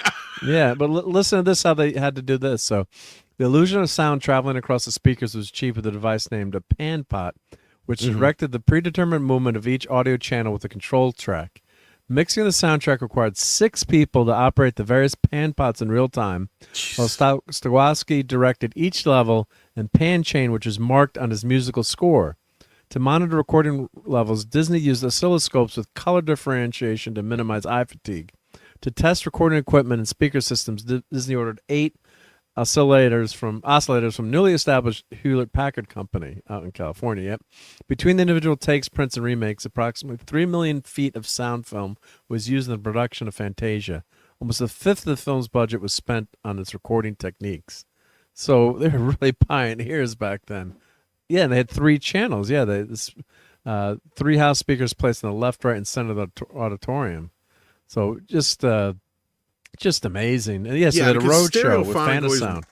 Yeah, because Stereophonic always worked well, but like they wanted to figure out a way to make it sound like it actually sounds in real life, where you have things in front of you, behind you, and to the left and right of you. And that's kind of where the beginning of surround sound kind of began. Yeah, so they I had Broadway no idea theater. It was that long ago, and you said the musician. No, Yeah, and you're the any of this musician. stuff. Yeah, they leased the theater for the year, equipped it with Fantasound, which took a week working around the clock to install. And so the ticket demand was so great that 8 telephone operators were employed to handle the extra calls while the adjoining store was rented out to cater I think to it. Fantasia didn't even make its money back on its initial run, did it? I think it I'm took a not couple of re-releases before Might it have finally taken was a run, yeah. profitable. Yep, it ran on Broadway for 49 weeks, the longest run achieved by a film at the time. Yep. So, but yeah, then they had 12 road shows throughout 1941. So yes, they had a road show. Yeah, but with that special equipment, yeah. That's crazy. So this was. Well, that's let's where see what they say here. The magic of movies has been lost because of shit like that. Everything's so quick and direct, and just content now. Nobody's doing stuff like this. Yeah, this is groundbreaking. Yeah, so the first 11 road shows earned a total of $1.3 million, but the $85,000 in production and installation costs of a single Fantasound setup, along with the theaters having to be leased, forced Disney to exceed their loan limits. The Second World War prevented plans to release in Europe, a source of 45% of the studio's income. Up to 88 engagements were outlined across 5 years, so it was limited too. Yep. So and then they How presented cool film would that have been to tomorrow. hear, though, back in the day? You know, like Yeah. full sound like that. Well, and Cinerama was another cool thing I would love to have gotten to see. Yeah, here's what they're talking about here. Yeah, Cinerama, yeah. That's there you pretty go. I wild. didn't even know it was there. Yeah. What about That's another Cinerama? time. I'm just kidding. Because that's kind of where they took the whole like surround sound to the next level, right? And that's kind of where you have the setup we have today is kind of the basis for it anyway. Yeah. Cinerama is. So just amazing. Yeah, so it's Cinerama, what is it? 2 3 synchronized 75 projectors. Yeah. And they have that at I don't know if they still have it at Disney, but I remember seeing it at Disney. You go into some of the I think that there's only one or two left in the world. Yeah, there's not. Like when you went to the Canadian pavilion or the Mexican pavilion, like they would do they would had some of these films. It was just huge widescreen Well, they used to take it around on tour, like they were talking about with Fantasia here, because there was the Cinerama Dome. Okay, where you could go to it, and then they would actually go and put domes up, like they would bring it to your town, like the circus. And there was actually only, I think, 3 movies ever actually filmed in Cinerama, because it was such a pain in the fucking ass. That's tracking them together, right? Yeah. 3 cameras. And all the movies they did in Cinerama, they shot both ways. Because it was like Oklahoma, The Brothers Grimm, and I'm trying to remember the third one, if there was even a third one. But then from there on out, they just shot everything in 70 millimeter and squeezed it. So like 2001, even though it's always advertised as a Cinerama picture and it played in Cinerama, I think longer than any other movie, it wasn't actually shot in Cinerama. So like, yeah, it was just shot in standard, like 70 millimeter or whatever. Well, not standard, but like 70 millimeter, and they just squeezed it down to fit the Cinerama screen is what they did. Yep. So and Disney they converted Fantasia to widescreen too using this process, but Fantasia is just so amazing to read about, and all this tech, So now that would be interesting to see what they cry. had to do to get that to work in a Cinerama, because when they shot Fantasia, that would have been in 1331, and they had to widen it out to 231. Yeah, so they had first of all, they had the negatives were deteriorating, so they found a 4-track copy. They used the remaining Fantasound system of the studio. 3-track stereo copy was transferred across noise-free telephone wires onto magnetic film at an RCA facility in Hollywood. This copy was used when Fantasia was reissued by Buena Vista Distribution in Superscope, a derivative of the anamorphic widescreen Cinescope format, in 1956. The projector featured an automatic control mechanism designed by Disney engineers that was coupled to a variable anamorphic lens, which allowed the picture to switch between its Academy standard aspect ratio of 1.33 to 1, which is basically like a TV television, square television, to the 2.35 to 1 in 20 seconds without a break in the film. This was achieved by placing the cues that control the mechanism on a separate track in addition to the 3 audio channels. Only selected parts of the animation were stretched, while all the live action scenes remained unchanged. This reissue garnered some criticism of viewers as the widescreen format led to the cropping and they cropped it. Reframing of images. That's what I was asking. I was trying to figure out how they did that. If they had, because because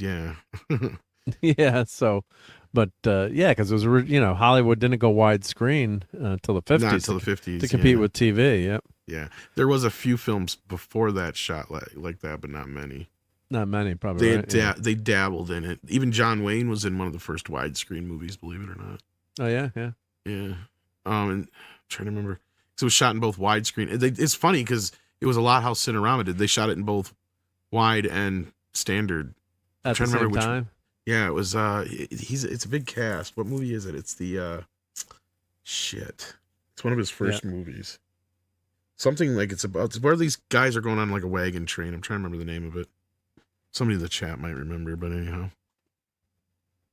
But yeah, just amazing tech with Disney was, a real innovator though. I mean, it wasn't just, didn't just get lucky, but there's some luck always, your business taking off, but, and he was really concerned about all this stuff too. So as a filmmaker, he didn't care, let's just put it out there in mono. Who cares? Just make the most money, right? And that's what we're complaining about with Hollywood today. Just all the. Oh no, Disney was like more James Cameron than James Cameron could ever be, as far as like. Right. I want to do this. What's it going to take to do this? Yep. And they'd invent it. Yep. They invent it, right? Yep. So it's just amazing. Yeah. So, and they restored it for the 50th anniversary too, as well. So, just amazing work to reissue it. Yep.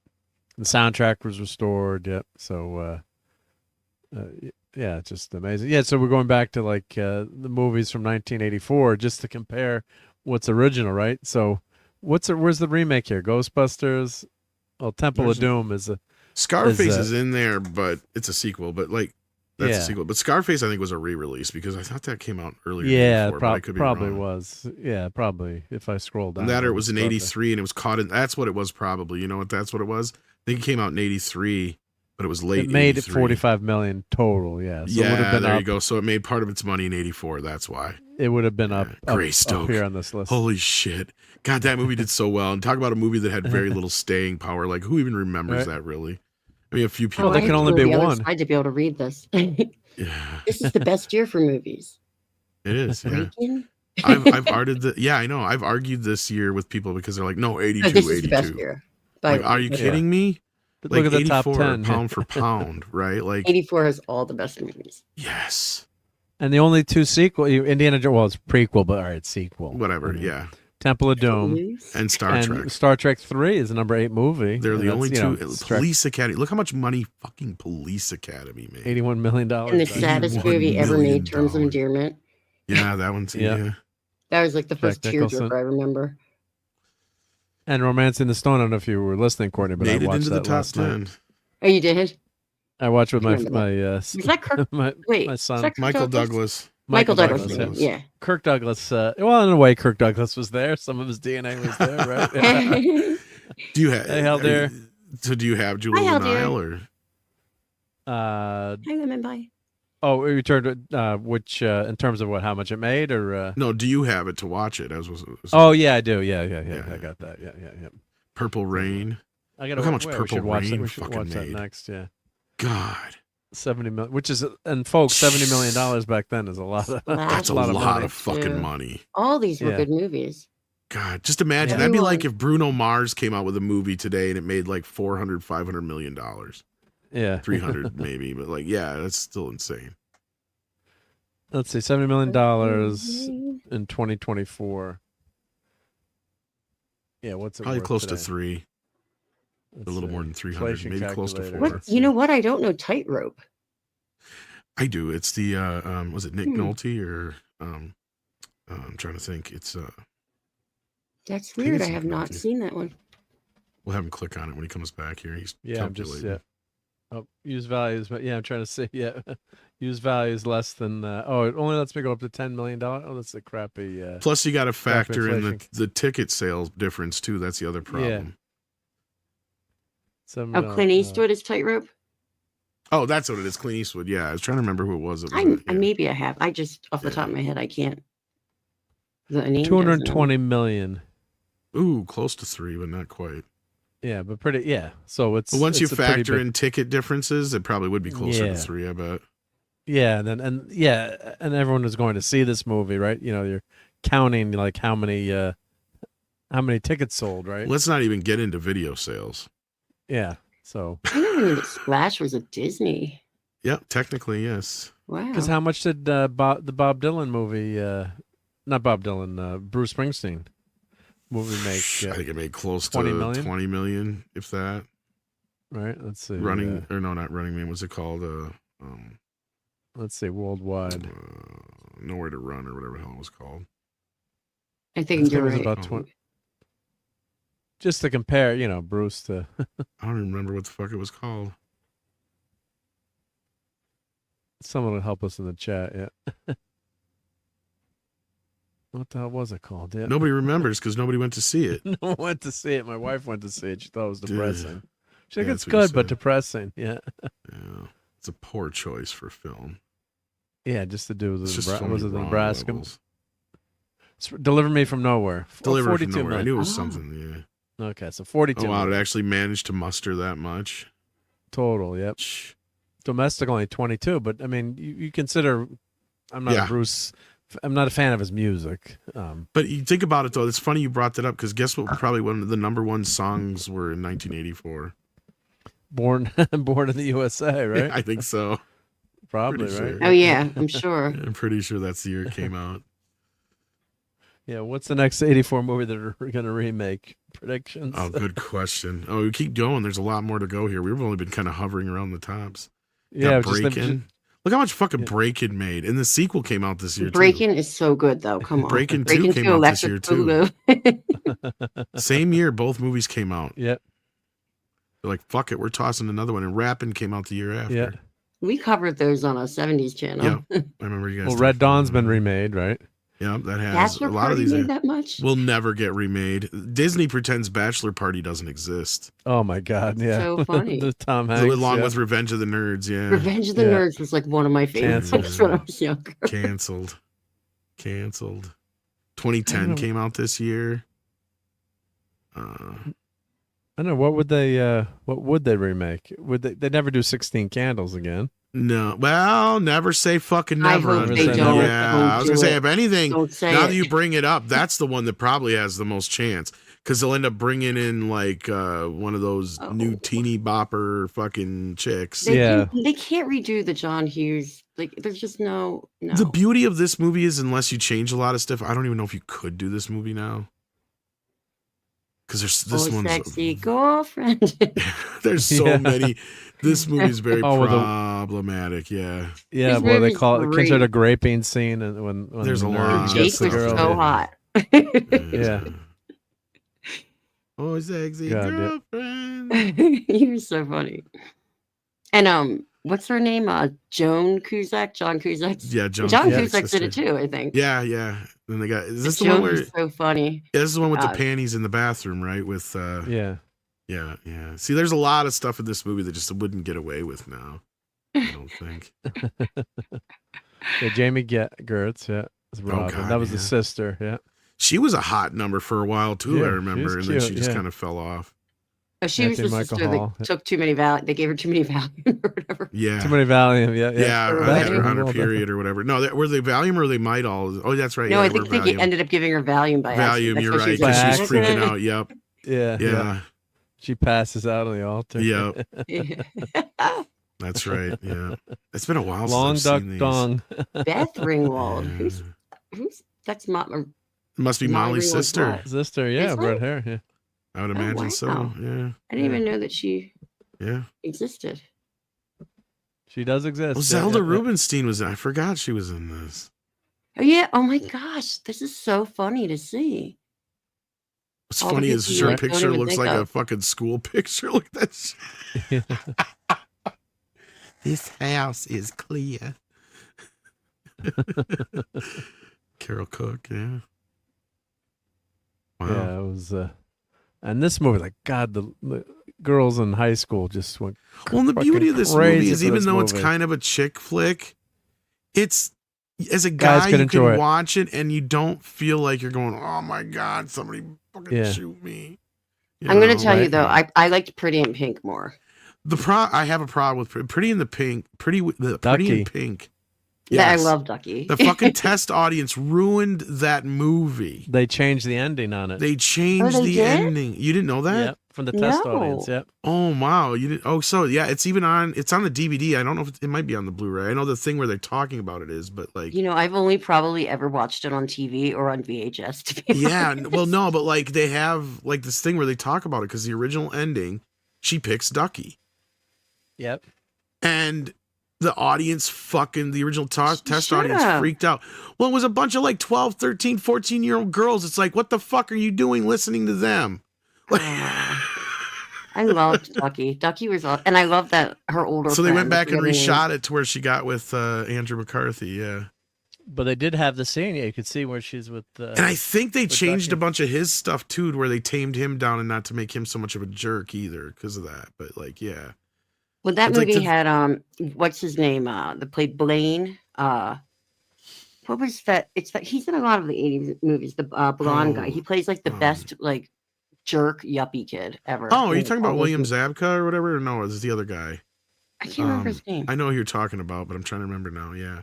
He plays. No. You're talking about. Is that who? That's Zabka, but isn't it? I don't know. Someone different. Hold on. No. It's what's his face? Spader, isn't it? Yeah, James Spader. That's what it is. Yes, right. I was gonna say yes. Yeah. I knew who. Yes. Yeah. Because I like Pretty in Pink, but the ending sucks. That's the problem with it. Like Brian Hepburn said, "No more Yankee night wanky. The donger need food." The best like one-liners in that. And Eclay's like, "Yeah, you're on a computer. Damn it, look it up." Hello. I know, right? Leave me alone. I like to be able to do it myself. My brain used to be good. Maybe it could be good again. But I mean, none of these are as good as Breakfast Club, though, right? Like, I mean, Breakfast Club's amazing. The top, yeah. Yeah. Although I will argue that John Hughes' best movie is Planes, Trains, and Automobiles. Don't get me wrong. I agree with that. That's. I mean, his teen films are great, but I mean, Planes, Trains, and Automobiles, man, that's a fucking masterpiece. And yeah. Still say that I gotta watch that John Candy documentary. That reminds me. Yeah, I haven't watched that. I want to see that. I heard that was great. Still say he was robbed of an Oscar nod for that movie. We missed John Candy. Yeah. Really You know, missing and it. Pretty in Pink had they didn't make it for the movie. It was actually recorded before the movie, but they used it the Psychedelic Furs song, which is like one of my favorites. So that's well, pretty knowing John Hughes, he probably picked it and named the movie for that on purpose. cool. Because of the song, you think? Yeah, because he was very into the music. Like I even have that. I don't know if you saw it. They put out like this collection here. Was it last year? No, it was about 2 years ago now. Wait, I'll go grab it here. Hang on. Yep. But yeah, we just got so many good movies back then. It's just and guys, keep it clean in the chat here. Come on. We got a lady. Oh yeah, I saw something. Hey. This is a sort of family friendly show boys, at 1:30 in the morning, right? Yeah. Okay, so what John would do is he would actually put together mixtapes when he was writing the scripts. So they put this box set out a couple years back. One thing I miss so much is mixtapes. And it has like a bunch of the songs from all of his movies on here in different versions and the various ones. And some of the stuff has never been on the soundtracks before. Yeah. But are they the movies that are the songs that while he was making the movie, or those are actually the soundtracks it's kind of like a mixture. Like majority of the music that he had in his movies was music that already existed. That was kind of the point I was getting at. Yeah. So like the only difference would be like Holiday Road was written directly for Vacation. Yeah, so it was like Dan. A Not couple songs and like the Simple Minds and stuff like that. Yeah. But otherwise, these were ones like stuff that he had like, and some of them are like various like 7-inch mixes and stuff like that were different from there's and stuff like that. So it's a whole really cool, and even comes with like a cassette and stuff. But it's really new, or is that old? The original 7-inch of Pretty in Pink, and it was 22. actually a split 7-inch. It had Pretty in Pink by the Psychedelic Furs on one side, and then on the other side was Another Girl, Another Planet by The Only Ones. And it was like they were like two of my favorite songs at the time. Yeah, so this has got like it only has one cassette with like some of the best stuff on there, like all the big stuff like Simple Minds and Psychedelic Furs and Oingo Boingo and Yellow and all that kind of stuff. But I mean, Yellow, there's a good example of a song. Like, oh yeah, there's a good example of a type of song that already existed before, and he just brought it. Because that was the thing, is he was into a lot of music. I got it from Amazon. I think I ordered it.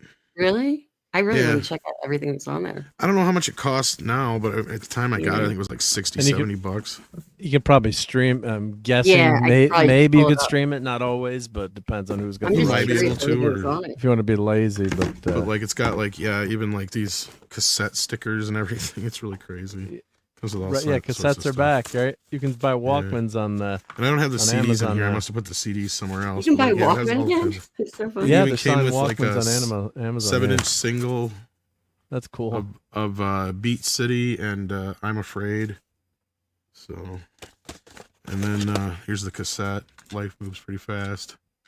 But and then the CD set I must have put somewhere else. But I would love to have that. That is so cool. Yeah, I don't know what it goes for now. I don't know. I don't think they sold out of them or anything like that. So, I mean, it's a pretty nice set though. It's got a lot of cool shit in it. Take care, Donnie's got Donnie's gonna go, but I think we're gonna do. Hey, Donnie. If you can stick around, we're going to do the giveaway pretty soon. But I know you might have to go to bed. But we're going to give away a turkey. Soon too. Yeah, we're going to give away a turkey prize, or maybe do a couple. Going to give away a frozen turkey. You heard it here. Frozen folks. turkey, yeah, catch, right? Yeah, catch. So David Jones is listing all the here. Yep, Lady Gaga. Yep. So here's the hype sticker. This is what the hype sticker says. This 4-CD box set deluxe, the first official compilation of music from the movies of John Hughes, 1983 to 89, curated by John Hughes music supervisor Tarkan Koch. Music was a huge part of the filmmaking for him. It was the thing he seemed to like the most, says Matthew Broderick. Very cool. 74 tracks from the movies, including a 7-inch single and a mixtape. And an extensive booklet including memories from Matthew Broderick. That's always fun to do is reviews of like soundtracks and stuff. Mm-hmm. Life moves pretty fast. That's what's and called. That's why the that helps those movies be works to make those movies popular and successful. Is the battery's running down. Sweet. It's like a disco. Oh, I just realized that we're watching something on Mark's thing. It's not his avatar. Oh my god. Can't hear That's him. Mark. Yeah. He's turned into a pie. Oh, that's so neat. Yeah, so that's the turkey prize. Here, I'll show it again. But yeah, so why don't we Whipped do cream, engage. Hope you're not so dropping cool, that Mark. turkey from a helicopter. Yep, yep. It's amazing. The corn looks really cool. Yep. American Fire Jews cranberries. 7-inch singles are CJ's asking. Americans don't use RPMs for vinyl. Well, you have 78s or 45s or 33 and a half. Yep. So what speed is that 7-inch vinyl at? Oh, usually 45. our singles are 45s. Well, that's technically what we would call them as 45s. Yeah. 45s. Okay. All right. We call them singles or 7 inches or 45s usually. Yeah. Yeah. Yeah. Yeah. 7 Those are inches. usually better. Yeah, they're better quality than. Well, the beauty of them is because you'd buy a record and of course you'd listen to the singles to death, and that would always get screwed up on a record. So then when you'd buy a single, though, you get probably twice as many plays out of it because it's at 45 RPM instead of the 33. So yeah, it's using much more space. You're getting much crisper, better sound. Kind of like when the old folks will get this one. The difference between watching something in SP and EP on an old VCR, right? That makes sense. Yeah. We can slow it down or speed it up. Yep. Yeah. So, but all right. Well, before we do the giveaway, I'm going to talk about. Phantom Outsider says 78. I was going to say that 78. too. Yeah. 78 Not was many the other do one. 78. Even it's hard to find a player that does 78s anymore. Oh, it's tough to find. Yeah, the old players used to have them. Yeah. Yeah, I was going to say I didn't know they didn't have that. Yeah, a lot of the ones I have, like the two newer ones I have, don't have the 78 on it. Yeah. Interesting. I think I had to get one of them that did, but I only have like one or two 78s anyway, so it's kind of pointless for me. But yeah. I So rarely what- come across them either. So I'm going to talk about Frankenstein just for a few minutes as I just watched. and then Yeah, we're go going to do for the it. giveaway.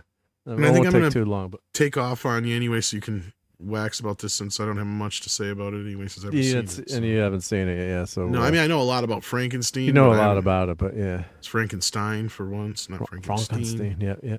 So it's pretty. It's a good looking movie. Courtney, I'm assuming you haven't seen it yet. It's on. It's I on know, Netflix. you know me. I'm yeah. like, I see things Yeah, like no, you. but, yeah. Yeah. But I like to. I'm interested in this. Yeah, that was gross. Sorry there, guys. Yeah, sorry about that. That was the first picture that came up. Apologize. Yep. So Hey, it looks So, gorgeous as far as this stuff. it does goes, look but- good. What they did, of course, Frankenstein's monster, the original novel, and I read up on Mary Shelley and some of the background. Of course, they made a movie about the making of the novel or how the movie came to be. Famous with Lord Percy, and then a ghost story contest, and writers, and actually the vampire What was the name of came that out again? Which The Mary Shelley movie where it was about her writing it. yeah, I can't remember. Was that like 10 years ago or something? Or I'm trying to remember because I saw it and I've been looking for it ever since. I can Yes. never remember the fucking name of it. it's an amazing story. Because it's funny because I would have seen this probably had it not been for my ex. But the point is like I'm a big Frankenstein fan. Like he's probably Frankenstein is probably one of my favorite of the classic Universal monsters. So I have like Me too. I've got Frankenstein and the Bride of Frankenstein blowing bubblegum bubbles on my wall. Pictures of it. Well, so anytime I find like something that's related to Dracula or Frankenstein, I'll usually get it. Like, so me not seeing this yet is kind of a big deal.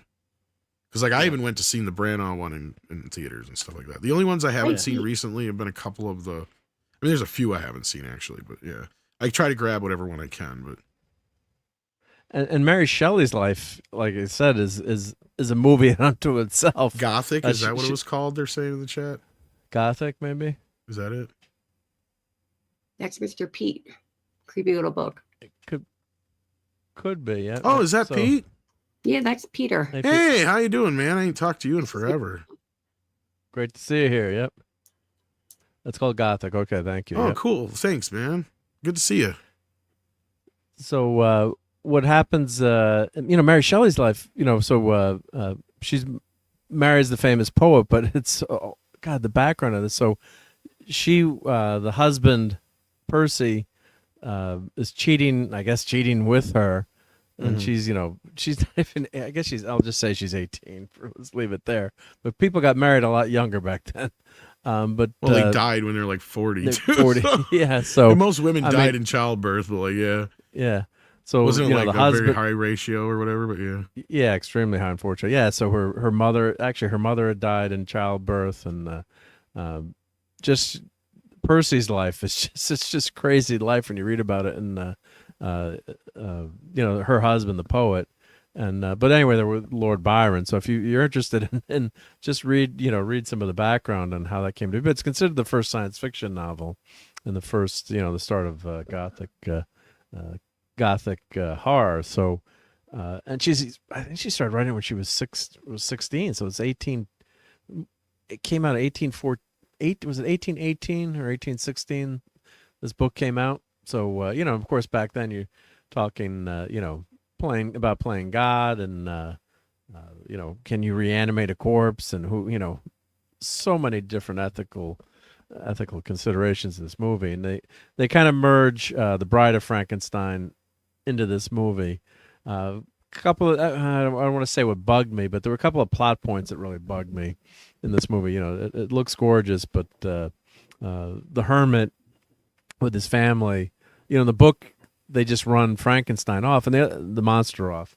And what's interesting is you might not realize it because the Boris Karloff version, the monster is basically unspeaking, but he learns to read and write. He's highly intelligent, the creature in the book, which kind of throws you for a loop when you learn that. So one of the big things that the creature reads is Dante's Inferno, and he's quoting Dante's Inferno back to Frankenstein, and it's just a really totally different portrayal. So some people maybe will be kind of thrown by the creature being intelligent and speaking, but that's the way he is in the novel. So there are some major plot points that are changed.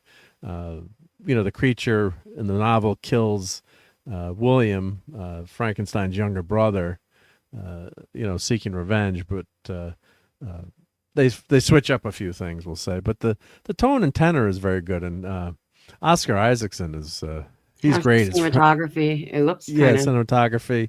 Cool. It's kind of something you should see if you could see in the movie theater. Yeah, and, looks like it. But there's some plot points that and Tom hasn't seen it yet, so I don't want to give that away. And they're kind of like adding a relationship. It don't really bother me. I mean, it's pretty much the same story. Yeah. But I don't want to tell you what the change that bugged you.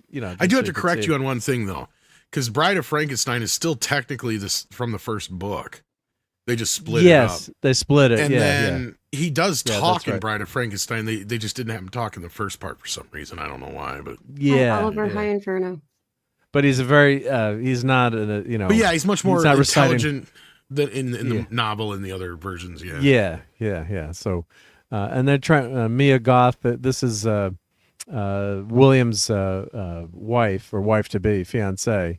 And they kind of infer like people were telling me there was like a romance between her and the creature, and not really. She admires him and feels bad for him, but not. I didn't read that into the way it's portrayed. I think she's just more sympathetic to the creature's plight, and basically, Frankenstein in the movie and the novel the novel just completely abandons his creation and like a parent abandoning a kid. Versus in this movie where he's more, he's almost torturing him. Like, yeah, you would say he's torturing. What him actress is that?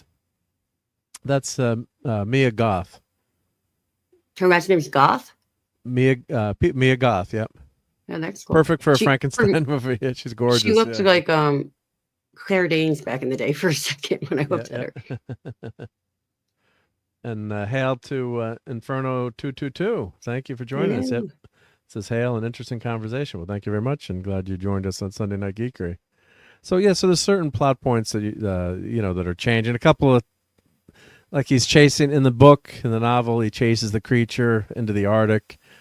In this book, in this movie, the creature is so superhumanly strong at this point. He's basically like a superhero. It's like, why is the creature could have just ripped him to shreds, and he leaves him. but Frankenstein is stupid enough to keep chasing him to try to like figure out a way to destroy him. I'm like, wow, I would have gone 100 miles the other direction. But sometimes I look at the different plot points, and this is William, his younger brother, and they add a lot of family backstory that's not. I'm trying to remember in the novel. Like he's a kid in the novel, isn't he? Well, William is a young kid. They show them growing up, so William is younger than Frankenstein than Victor. But I thought he died when he was I thought the monster killed him when he was a kid, though. I can't remember how old was he when. I can't remember the age that he was when he killed him in the novel. But he does. Yeah, the creature kills William in the novel. The creation scenes are really good. So it's like, and Guillermo del Toro, this is his life's passion. He just loves the story of Frankenstein like most people do.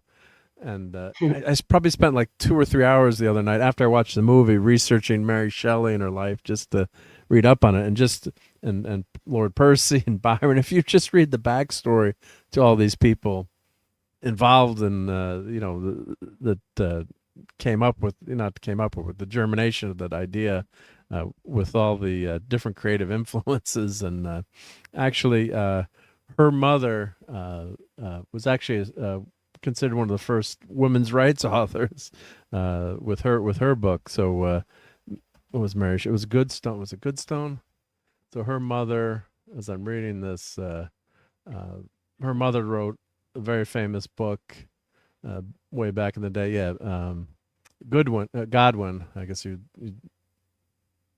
Wollstonecraft. That was on the other side yet, but Mary Wollstonecraft, and she wrote a Vindication of the Rights of Women, which is the suffragettes used in the 20s here as one of the famous novels to give women the right to vote and rights of women. So they came very academic background. So I'm probably butchering the retelling of all these different threads that go together, but really, really interesting history, which is why they could do a movie, just on her life and the creation of the creature.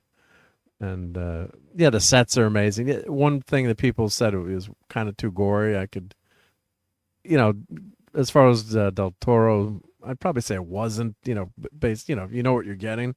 But a couple of scenes were kind of graphic, and that's the monster. He did a very good job, I thought. And the culmination of the film, they're at the basically the encounter, expedition towards the North Pole, which that happens in the novel as well.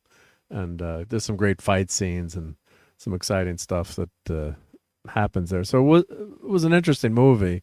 Some people maybe found it too graphic, but yeah, I kind of wish I would see it on the, this would be worth seeing on the big screen. Yeah, he's too damn good looking for Frankenstein's monster, but yeah, they make him. The makeup job is amazing in this movie. So, and the ending was well done too. I thought the way they ended the movie was it ends on a high note, and there's redemption for Frankenstein, Victor Frankenstein, which I thought was really well done. And yeah, because and at the heart of it, Frankenstein, right? He's the outsider. He's the geek, the nerd, the monster. Frankenstein's monster. The creature's never named in the novel. So he's the outcast, right? Just because of the way he looks. So he's at his nature. He says, the world has made me horrible by my. I thought his name was treatment. Herman Munster, right? Yep. You're funny. Right. So Hi, so it's just really a deep book, and it's over. So how many years is it? 1840? Over a book that's over 200 years old, right? Still has impact today, and just influenced just so many things. So I can see what Del Toro, he wanted to make this as his passion project. Yeah, Charles Dance was good, very good in this. He's a great actor. Yeah, it's kind of the bastard dad, right?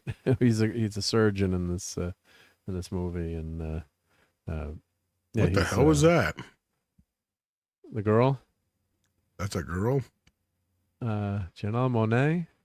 I don't Looks remember like a what she girl. played. It's French. Okay. I don't know if she played. I don't know who she played in the movie. I don't remember her character in the movie. Yeah. But Oscar Isaac, he does a great job. I don't know if there's so many damn pictures here, but it is pretty pretty graphic in some spots. But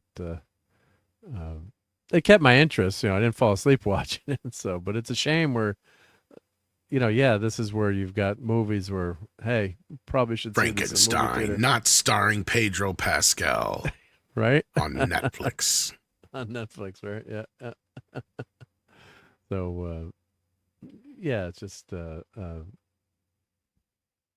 I guess. So, how do you judge if this movie's a success? Right, because it's basically for streaming, right? So, how do you judge the success? So, I don't know, but I guess it did pretty well for them. For them, right? Yeah. So it's in the top movies. Yeah. So, for example, in the Monster, he quotes, he quotes Paradise Lost, and this is on the cover of the first edition. Did I request thee, Maker, from my clay to mold me man? Did I solicit thee from darkness to promote me? So, I mean, he's quoting Paradise Lost in the original novel. So, he's quite the interesting. They did release this in limited release. I don't know how much it did come out for a little bit, right? Yeah, Paulie said he saw it, right? Yeah, I was gonna say, so but the whole Happy Gilmore 2 thing, I wonder if that made him start to think about some of this stuff along with the K-pop stuff, because we sat down and we did the fuzzy math on Happy Gilmore 2. I think we might have even done it on this show. We were talking about it, before anyway. And you sit down and talk about how many people they claim watched it. And that doesn't include families and stuff, right? That's just single households that watched it. Yeah. And we cut that in half.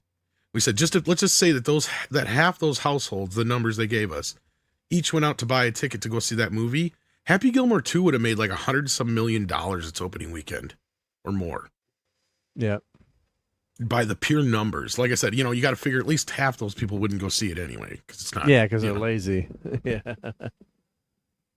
But I mean, and that's not even figuring in that there were a lot of families watching it and all that kind of business. It's just how much money is Netflix leaving on the table by not releasing their original films in theaters first?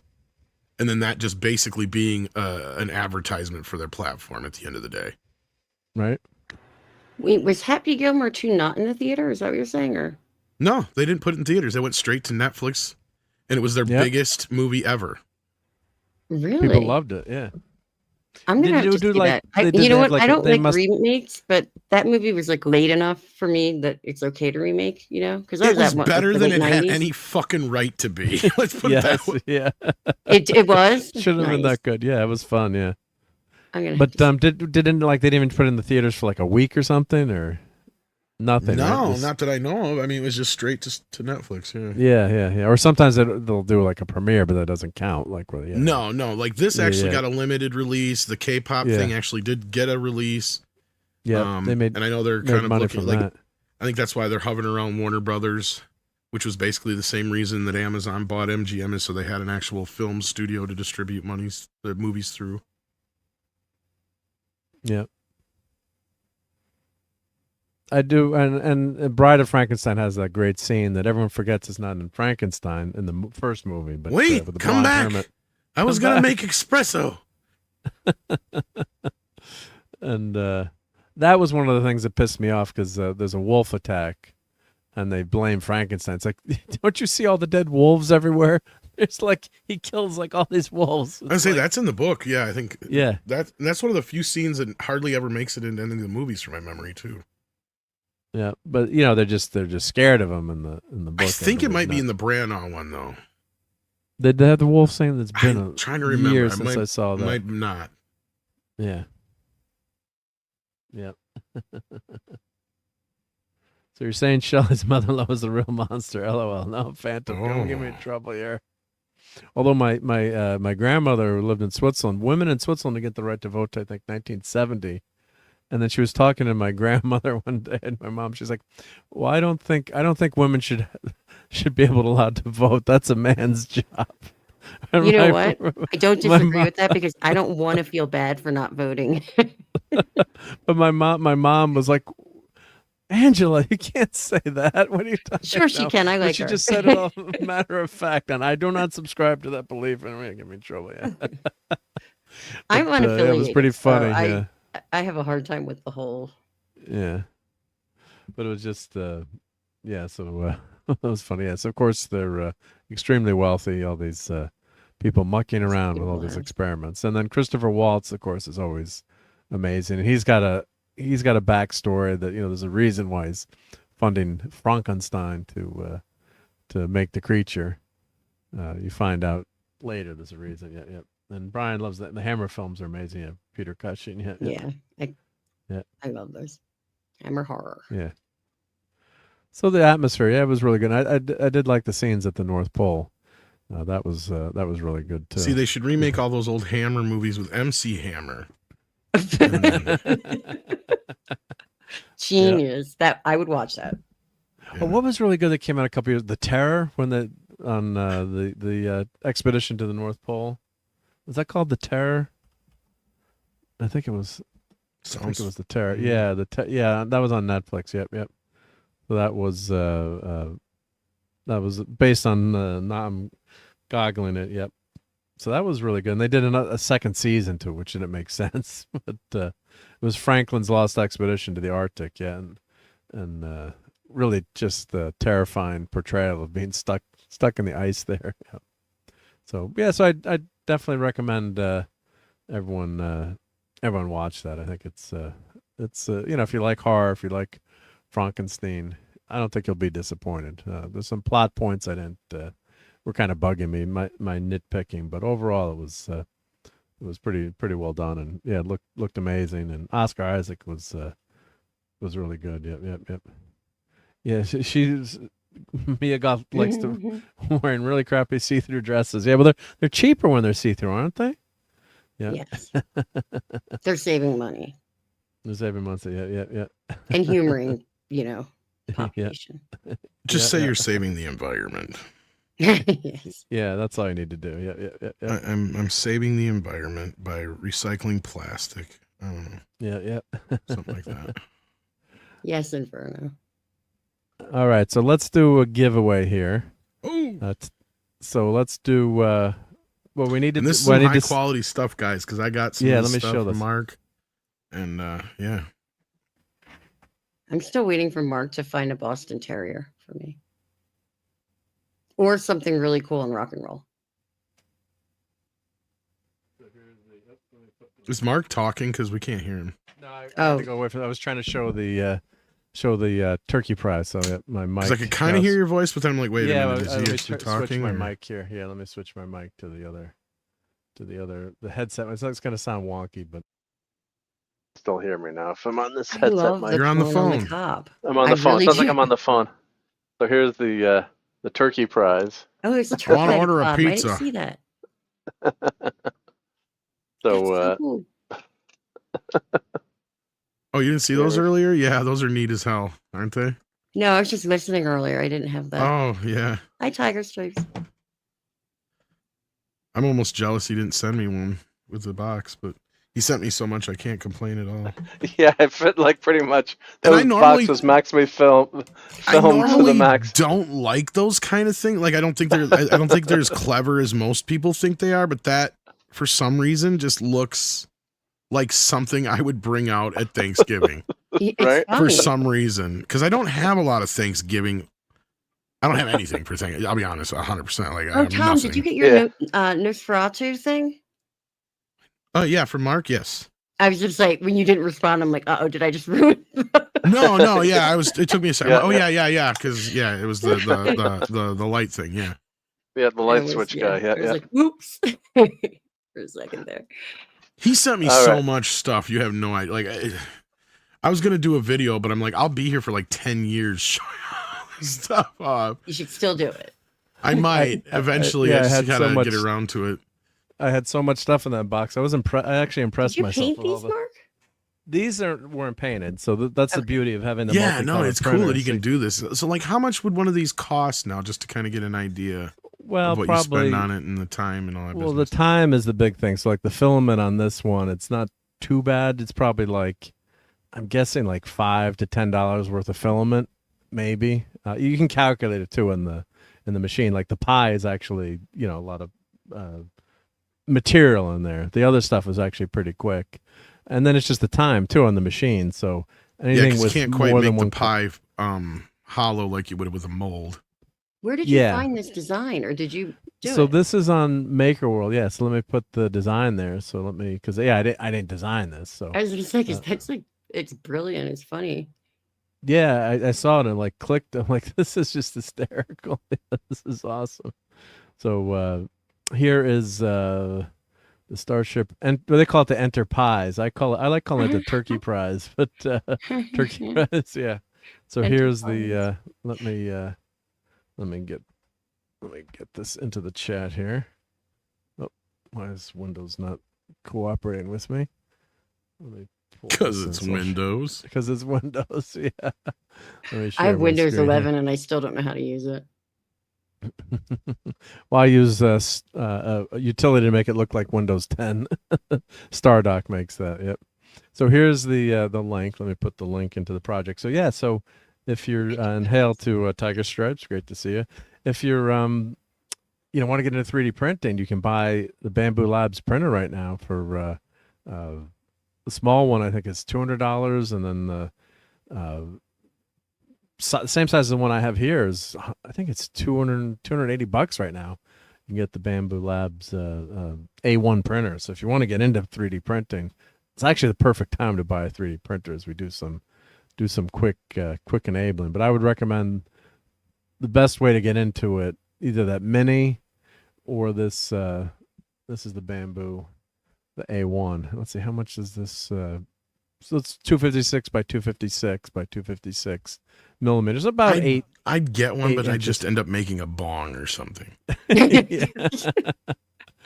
So this printer, how much is, all right, so 280. So for what you're getting, like my first printer that I bought, that was I had like a really cheap printer to begin with, and the second printer I bought was totally manual. This one you can pretty much probably be printing within a half hour to an hour. In terms So what of kind of bongs can you make with this thing? Pretty much anything you want, I guess. Yeah. So, but yeah, Bamboo Labs. This is the one I would recommend to get started in 3D printing, just because it's kind of like the Apple of 3D printers in terms of the ecosystem. It's not totally open; it's a closed system, which pisses people off. I know low spec Linux would not like it, but it just makes it easier and makes it work a little bit. Like you could print stuff from your phone. Like you could go to that's make cool. So if you go to search Bamboo Labs, and you want to go grab this link here. I don't even have a regular paper printer. Yeah, so maybe get a regular paper. I do, but I don't know if it works, and I just use it as a scanner whenever I do have it plugged in.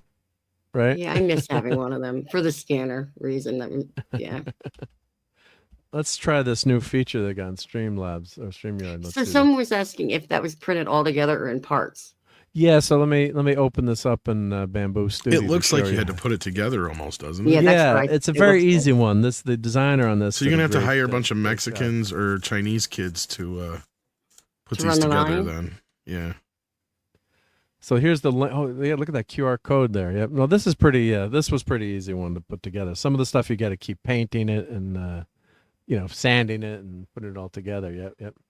Oh yeah, you could print this if just you open a right shop color. in Mexico. Then you don't have to worry about any of the copyright bullshit or China. So what you can do is the other thing to do too, if you don't have multicolor, you could print the parts and then paint them separately too. But a lot of the designers too, they'll try to have these parts set up so that they'll separate them so it prints faster. Because anytime you combine the colors, it takes a lot longer to print. And of course, now there's new printer with multiple nozzles that print together. So Well, it's funny because I remember when these first came out, it would take you days. sometimes to print some of the stuff that you're doing. Like, it's so much faster. Oh yeah, now, he too, used to put the streams on like overnight, and it was like the slowest. And some of them still into watching them. And some of them, still take 2 or minute. 3 days too, depending on what you're doing. Yep. Yeah, don't smoke out but of my plastic. point is, I'm imagining the things that take you 2-3 days now would have took months. Yeah, probably before to do the speed of this printer. Yeah, that was a big selling point of Bamboo was the speed, and their Core XY printers are much faster, more reliable. So that's the bottom of the pie there. So you print the corn cobs in yellow, the bottom of the pie, whatever color you want, and then here's the whipped cream. So I could have done some touch-up paint to this, but I didn't think it really needed it. Like you could go over the top. Little here's glaze, the turkey leg neck. Yeah. One of the guys in there, he glazed his. He did like a really fancy job with a torch. There's the tin, so you could print that in silver, and the pie I did in pumpkin. I'm sitting here color. trying to think of like what other things you could do with like a Thanksgiving theme like this, right? Like, because I think this could be. Because there like isn't a really like thing or something. Yeah, exactly. Like, because or the Millennium Falcon with something or something star. Just so They many have geek the things. Ghostbusters car in my town. It's crazy. I see it all the time. Or like the DeLorean, or Yep. So like here's the this piece they're telling me it's going to cost $1.77. It's going to take 70 grams of material. So that's how they calculate it based on the price. So it's probably more like $1 to print. So really not much, but then you combine all the pieces. And it's telling me this would take 2.5 hours to print that one piece. And I think the pie has a great idea. He said he'd print phone cases, custom phone cases. Oh yeah, people do fun. That's a great custom idea. phone cases. Yep, you do it in TPU. Yep. So I print on the printer. I value hard copy for facing down. I do bureaucracy. too. I miss having a printer. And hi to Davina. Great to see you here, Davina. Yeah. Yeah, so you can print with all different. The basic is PLA. You can print with. The enclosed printers you can use, they call them engineering materials with like carbon fiber in them, and they're coming up with all kinds of materials that are much stronger to print with. But PLA or PTG are the two most common filaments to print with. And if you're not doing anything that has to be a part that you're going to put in a car or something, or you really don't have to worry about the material that much. Of course, if something's going to go next thing outside, you know, you're gonna 3D print yourself like a fucking airplane or something and fly it. Yeah, fly away. They 7 years to print this plane. Like things for medical stuff, right? Like medical there's a lot of dental applications for 3D printing. When they make a mold they can make a custom mold of your mouth. Yep. So this is probably the longest part of the print. Yeah. So this one's 3 hours. It said it costs $1.50 to print. Yep. So. Yeah, the filament's not that expensive, but you get an addiction to buying all the different colors. You keep buying, like, I need this color or that color. Yeah. So let me show you. Let's see. I've got the. Let's see if I go here. Like, what's nice is you can. Let's see if we put in. Well, let's see. I have my collection here of. What is the website called again? Are you getting? It's makerworld.com, and you can scan that to see if that QR code works, see if that feature works. Yep. So here the Thanksgiving, like you can make a collection. If you see a model you like, you can save it to print it later. So there's some like a Thanksgiving sign and just a couple of, basic things there. But like if you go to my, like let's say if I go to Star Trek. Let's see here. Where's Professor R2 just bought a 3D printer. Or if I go to Star Wars here, like it'll show you different Star Wars things you can print and make. So Star Wars clocks. It just you can go through a real rabbit hole of printing. I printed that Darth Vader pen holder. Like who needs a Darth Vader pen holder? Well, I do, everybody. Right? So, right? Yeah. Yeah. Oh, JT. Yeah. Contest time. Yeah. Let's do this. Yep. So everyone. Yeah. Before it gets too late. So, let me stop sharing my screen here. All right. So obviously I would like to send it abroad, but I can't, because we don't have a transporter. So yeah. So if you like one of these, we'll give away a couple of them right now, so we'll get 2 chances. But you've got to live in the continental U.S. unless if you do live, in New Zealand, if you want to kick in for the shipping, because unfortunately the shipping is just outrageous trying to get to different countries. So, but yeah, we could work something out. And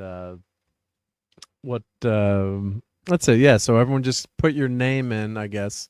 I'm going to go to, let's say I've got this saved, that Wheel of Fortune here. Let's see, was it called Wheel of Names? Yep, wasn't that it? Let's see, was it? Yeah, I think it was Wheel of Names. Yep. I think that's what I want to grab here. So if you want to enter, put your name in the chat, just your name. And we'll put Am I allowed to enter?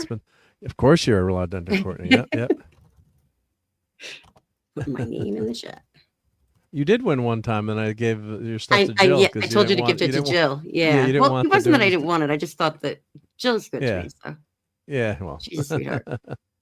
Oh, you did send me the Oh, here we go. Here's Walter. Yeah, I found one. We can 3D print Walter. There we go. Yeah, yeah. Put his name on it, It's Walter. cute. Yeah, yeah. I'll save that. Yeah, yeah. I don't know if there's more. That was just the first thing I saw. Yeah, yeah. Okay, so we've got Courtney. Okay, so let me start. I got Brian Hepburn, and some people I have from the last contest, which was good. Caleb Levine. Levine, yep. And I'll show the screen first, so I don't miss anyone. Yep. And then Courtney. And I'm a slow typer, so hello, computer. And then Phantom, and of course I'm going to need your address too. That's the other thing. So. Well, whoever wins can email that to you. Yeah, yeah. Oh, I'll put my email address up there. Yeah, yeah. Oh, there. Do you not have one on your channel, like in the about section? Yeah, I do have all my emails on there. Okay, we got JT Kirk. Let's see. Wes Cagle.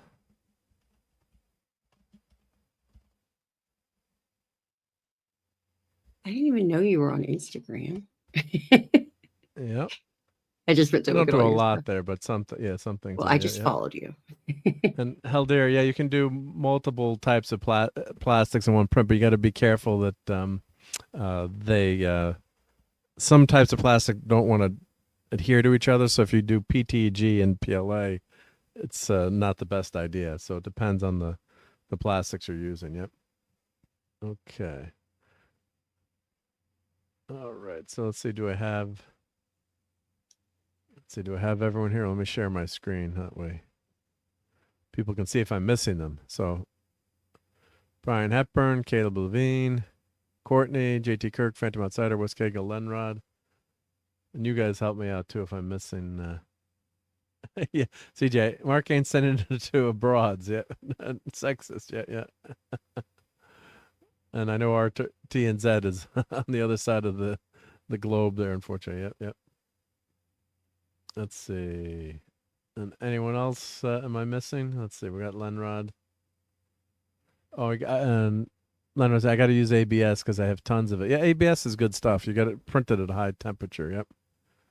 So, all right. So, let me know in the chat. You can see this if I'm missing anyone that wants to try to win a turkey prize in time for Thanksgiving. Yep.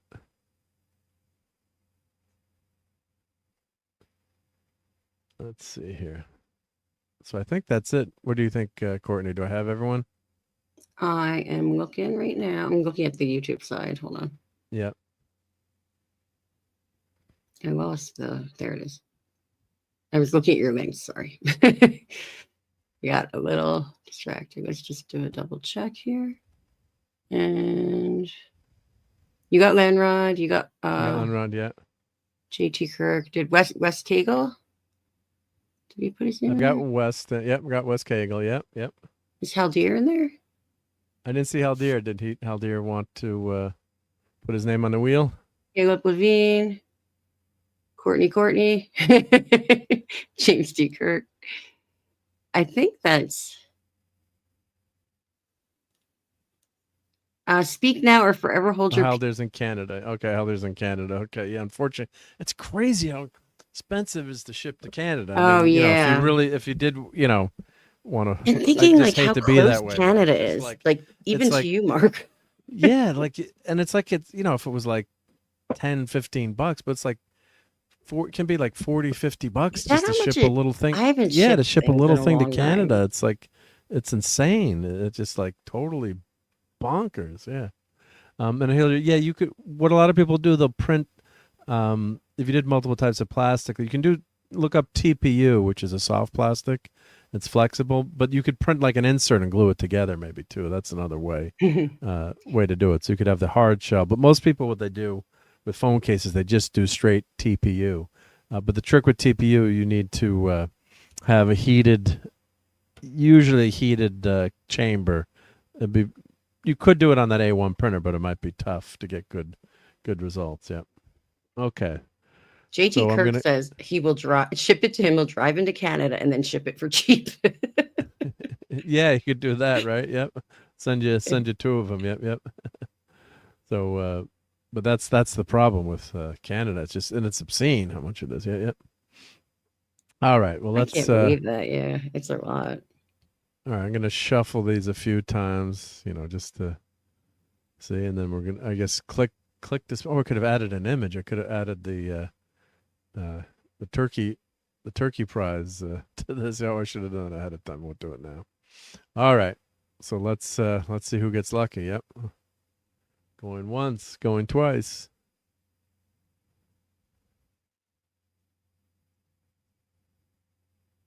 And we got JT Kirk. Awesome.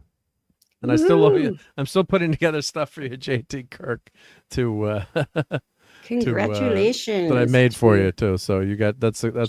So that Kirk. can all go in the box together. So let's we'll take JT Kirk off, and I'm making some notes here, so I remember, of course, bear of little brain. So let me get that. Someone says Canada Post isn't exactly reliable these days. What with going bankrupt? They should just get the Mounties to like horse deliver it like olden days, like Paul Revere. Yeah. They could have like two jobs. Yeah, send it up there, right? Yeah, yep. So congrats to JT Kirk. It's gonna look great. I don't know if it'll make it up there for Thanksgiving, even though I ship it tomorrow. We'll see. But it might. Yep. All right, so let's see number 2 person here. Try to do a drum roll. And of course, Courtney. Awesome. Woohoo! All right. I'm a wiener. And you have to keep this one. Maybe I'll print you that Walter too. Yay! That was pretty fun. Yep. Hooray! All right. So I'm not gonna lie. I have like a tendency to win things on. Anytime you do, Courtney. Thing on YouTube. I won a PlayStation 5 on. Yeah. Have you been using the PlayStation 5 at all, or once in a while? Oh, I haven't had time lately, but I'm going to. Yeah. I also want a puppet. Like a puppet was made for me. Like I've won so many things. It's crazy. Yep. The wrenches one. It's rigged. No. Like I actually wrench on here. I don't do much. I'm just a Smurf. That's what I call myself. Smurfette. Smurfette, right? Yep. All right. Well, that was. I'm glad you guys got that. And I think we'll do another one. We'll do another one after Thanksgiving. So for the next Sunday Night Geekery, we'll do one more turkey prize for after Thanksgiving. So everyone will have a chance to get one that week, because I got to get these out of the house, right? Yep.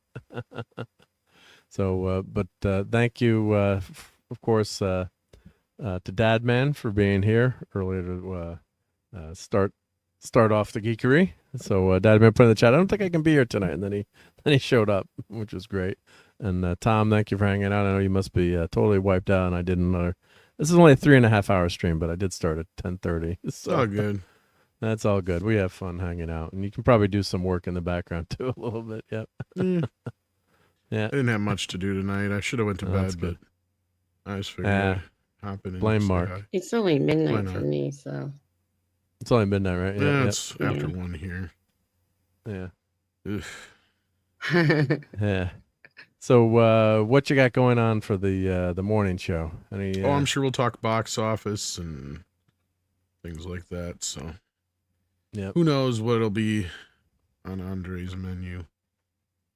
But yeah, and I'm I sure. think after you, Paulie's gonna stream, right? Wasn't that what he Usually, said? yes.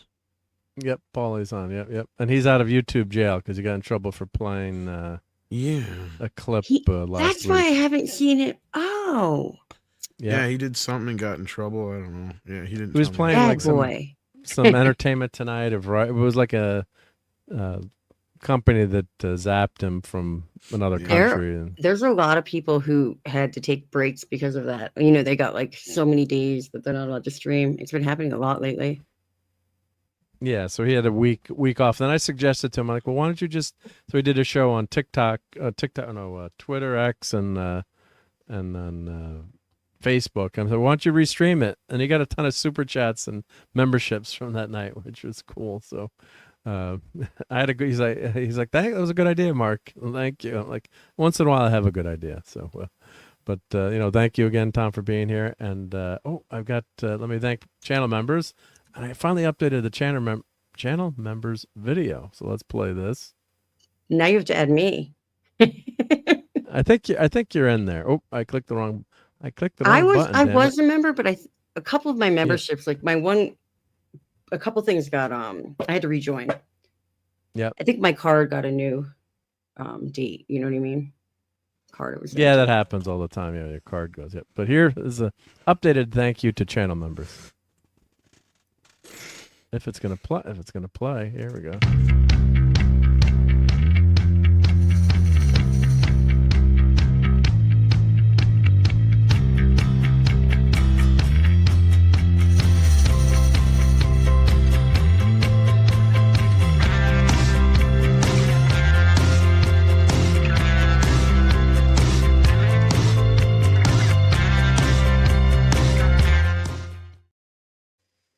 I like the So I music. just pretty cool, huh? So I just redid that today. So I should remembered all the channel members. But thank you everyone who supports Sunday Night Geekery and the channel and enables me to do these wonderful things. So and help pay for StreamYards.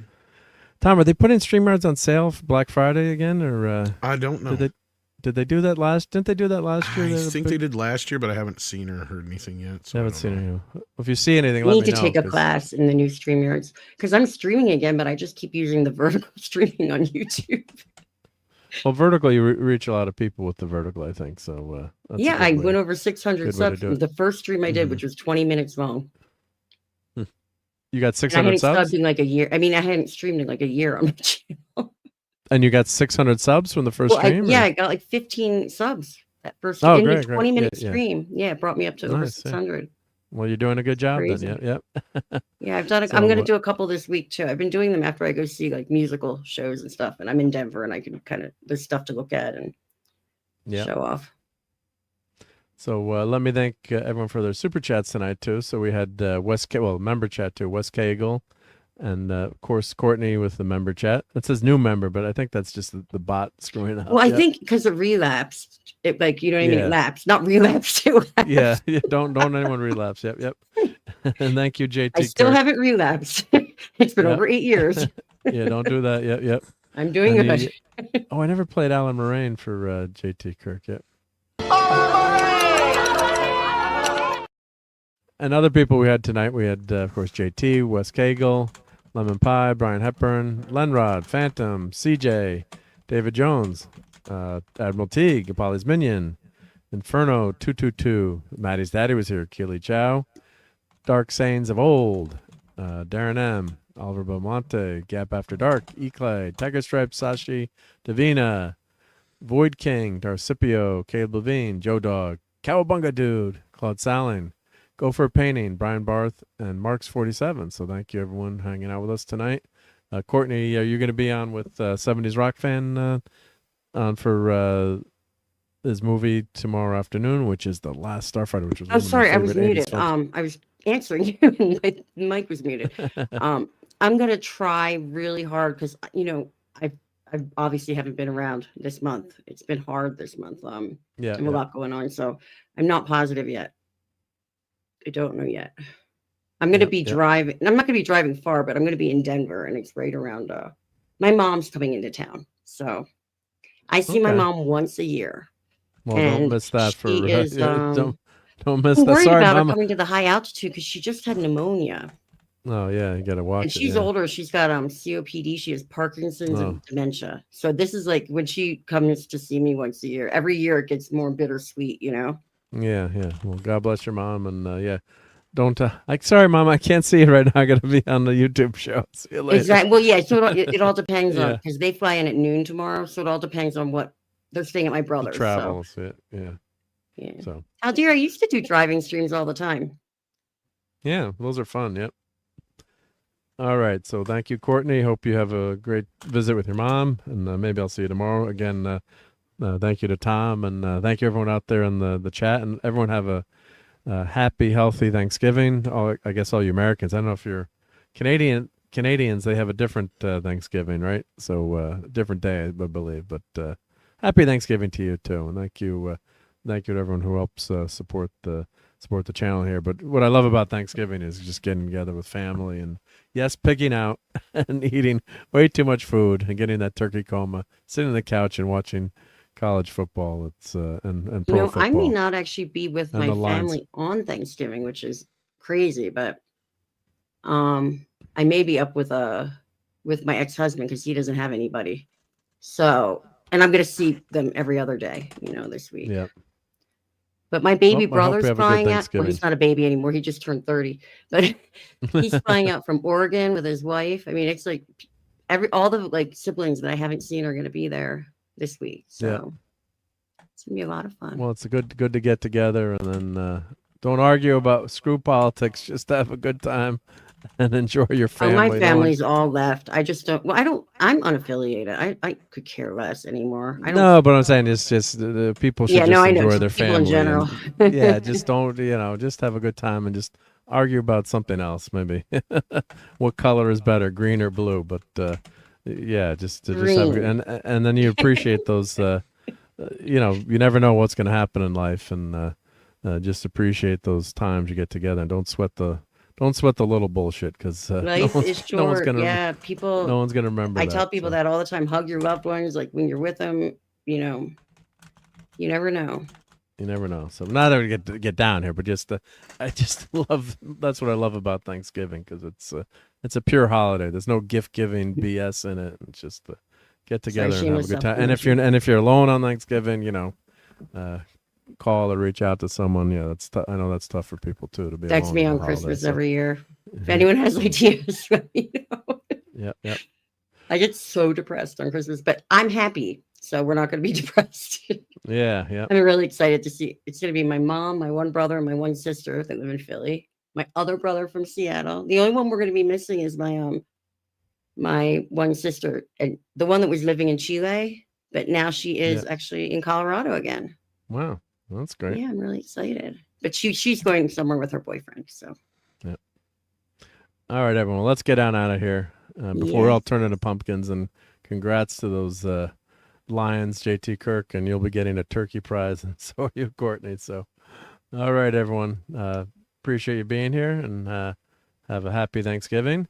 I'm sorry, turkeys. It's not going to be a good week for you, but and next week we'll show you how I deep fried a turkey and cook one of the big green eggs. So, all right, everyone. And I'm pissed off that the Cowboys beat the Eagles.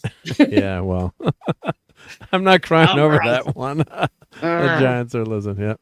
All right, take care, everyone. God bless. Bye, everyone. Have a great Thanksgiving. Fun storming the castle. It's 106 miles to Chicago. We got a full tank of gas, half a pack of cigarettes. It's dark, and we're wearing sunglasses. Hit it.